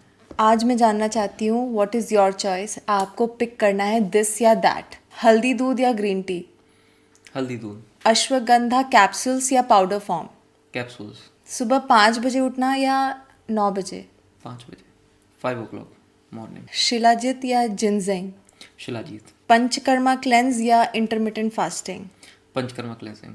त्रिफला सोने से पहले या सुबह खाली पेट? दोनों के इसमें थोड़ा सा चेंज मैं बताना चाहूँगा कि सुबह और शाम में एक फ़र्क होता है। त्रिफला के ना रिजल्ट्स चेंज हो जाते हैं। अगर किसी को कॉन्स्टिपेशन है, किसी को बहुत ज़्यादा गैस्ट्रिक डिस्कम्फर्ट्स होते हैं, हार्ड स्टूल होता है, तो वो शाम को सोने के टाइम ही त्रिफला को लें, बहुत अच्छे रिजल्ट्स हैं।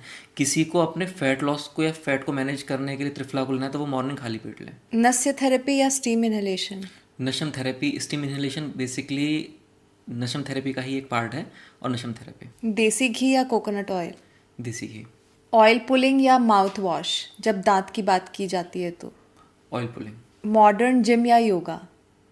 दोनों के अपने फ़ायदे हैं। कोल्ड वाटर या warm water bath? Cold water. Juice detox या आयुर्वेदिक काढ़ा? आयुर्वेदिक काढ़ा। आयुर्वेद में वेट लॉस से रिलेटेड क्या कहा गया है? देखिए जब वेट लॉस की बात आती है तो जैसे शुरुआत में ही बताया था कि वेट जो बढ़ा हुआ है ना वो मेद धातु है, फैट है। अच्छा। अब उस फैट को मैनेज करने के लिए अब इसका 3 फॉर्म्स में ट्रीटमेंट कर सकते हैं हम। सबसे पहला डाइट है, सेकेंडरी लाइफस्टाइल, थर्ड है मेडिकेशंस। मेडिकेशंस का जब पार्ट आता है या ट्रीटमेंट्स का जब पार्ट आता है तो उस मेडिकेशंस में दवाइयों के साथ में फिर पंचकर्मा ट्रीटमेंट शुरू होते हैं। जी। तो पंचकर्मा ट्रीटमेंट में जब चीज़ें होती हैं तो उसको डिटॉक्सिफिकेशन पे हम काम करते हैं, जिससे फैट लॉस को ठीक करने में वेट लॉस करने में मदद मिलती है। एक मेजर होता है जिससे आपका बॉडी और फैट मेजर किया जाता है अकॉर्डिंग टू योर हाइट, जी। ठीक है। अगर किसी का according to their height weight ज़्यादा है, जैसे किसी के 5 किलो ज़्यादा है या किसी का 2-3 किलो ज़्यादा है, और let's say somebody is 15 kilos over weight, तो इन केसेस में क्या रेमेडीज़ आयुर्वेद कहता है? सबसे पहले तो टाइम पे खाना शुरू कर देना है। दूसरा, लो कार्ब्स खाने शुरू करने हैं। थर्ड चीज़, आपने आयुर्वेद कहता है कि जब तक पहला खाना डाइजेस्ट ना हो जाए तब तक सेकेंडरी मील नहीं लेना है। ओके। ये चीज़ आप समझ लीजिए कि जो हम मंचिंग वाली चीज़ें चलती हैं ना कि अभी हमने कुछ लिया था, फिर 1 घंटे बाद हमने कुछ खाया, फिर 1 घंटे बाद कुछ खाया, वो चीज़ों को अवॉइड करना है अगर वेट लॉस करना है। जैसे हमने लंच 1:30 बजे किया जी। तो डाइजेस्ट होने में लगभग 4 घंटे लगते हैं। जी। अगर 4 घंटे में डाइजेस्ट हो जाता है तो उसके बाद में आप कोई भी मील ले सकते हैं, लेकिन उसमें ये ध्यान रखना है कि वो हाई कार्ब्स में ना हो, वो लो कार्ब्स एक डाइट हो। तो लो कार्ब्स का मतलब जिसके ग्लाइसेमिक इंडेक्स भी कम हो, जो कार्बोहाइड्रेट्स के थ्रू, मतलब कि होता क्या है कि जब हाई कार्ब्स की हम बात करते हैं ना, वो क्वांटिटी पोर्शन वाइज तो कम दिखती है, लेकिन उसमें कार्बोहाइड्रेट ज़्यादा हो जाते हैं। जैसे कि कोई शुगर की हमारी ड्रिंक हो गई, उसमें कार्ब्स बहुत ज़्यादा होते हैं। कोई हमने पैक्ड फूड में कुछ भी बिस्किट सी ले लिया, उसके कार्ब्स ज़्यादा होते हैं। जी। कोई हमने मैदे से बना प्रोडक्ट्स ले लिया है जो फ्राइड हुआ हुआ है, तो उसके कार्ब्स ज़्यादा हो सकते हैं। तो हमने कोशिश करनी है कि नेचुरल रिसोर्सेज में, कि जैसे दाल हो सकती है, बॉइल्ड सूप हो सकते हैं, या फ्रूट्स हो सकते हैं, वेजिटेबल्स हो सकते हैं, इस तरीके के सैलड हो सकते हैं, स्प्राउट्स हो सकते हैं, इस तरीके की चीज़ों से ही अपने आप को मतलब खाना है या उसको फिल करना है। तो और उसमें भी ये ध्यान रखना है कि जब तक पहले वाला खाना ना डाइजेस्ट हो, मतलब उसकी फीलिंग्स ऐसी ना हो कि पहले वाला अभी मतलब बिल्कुल हैवी कुछ पेट में है, या ऐसा लग रहा है कि अभी कुछ जो हम बेल्चिंग आ रही है उसमें उसकी स्मेल आ रही है, खाना लग रहा है कि है, तब तक हमें सेकेंडरी पोर्शन नहीं लेना है। So typically wait for 4 hours. हाँ जी, 4 to 5 आवर्स, या फिर जब तक पहले की फीलिंग हो रही है तब तक नहीं। अच्छा ठीक है, हमने ये चलो कर लिया। जी अब आयुर्वेद क्या कहता है वेट लॉस करने के लिए? जी। फिर उसके बाद में जब आपने डाइटरी हैबिट्स अच्छी कर ली हैं, अब आप फिर पंचकर्मा थेरेपीज़ की तरफ, ट्रीटमेंट्स की तरफ आ जाइए। और फिर साथ ओके। में एक्सरसाइज भी आपको करनी है, ये चाहे योगा करनी है या जिम करना है। तो ऐसा कोई हर्ब्स नहीं है जो हम रोज़ कंज्यूम कर सकते हैं टू कंट्रोल आवर वेट?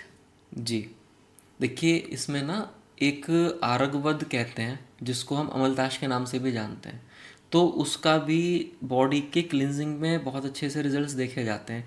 और ये भी देखा गया है कि वो कहीं ना कहीं हद तक वज़न को कम करने में भी मदद करता है। ठीक है।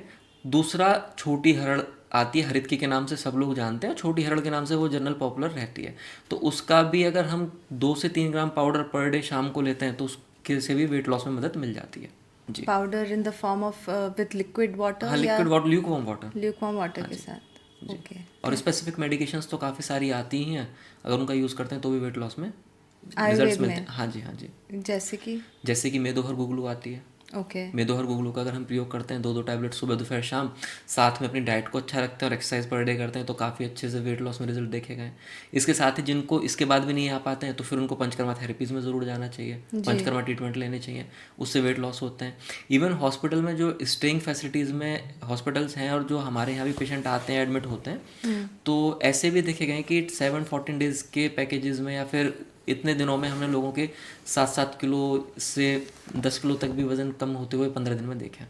Thank you so much Gagan ji for your valuable time and आपने जो आयुर्वेद के बारे में बात कही है, आई एम श्योर इससे हमारे व्यूअर्स को काफ़ी फ़ायदे मिलने वाले हैं। जी, आपका भी बहुत बहुत धन्यवाद। जी। नमस्कार।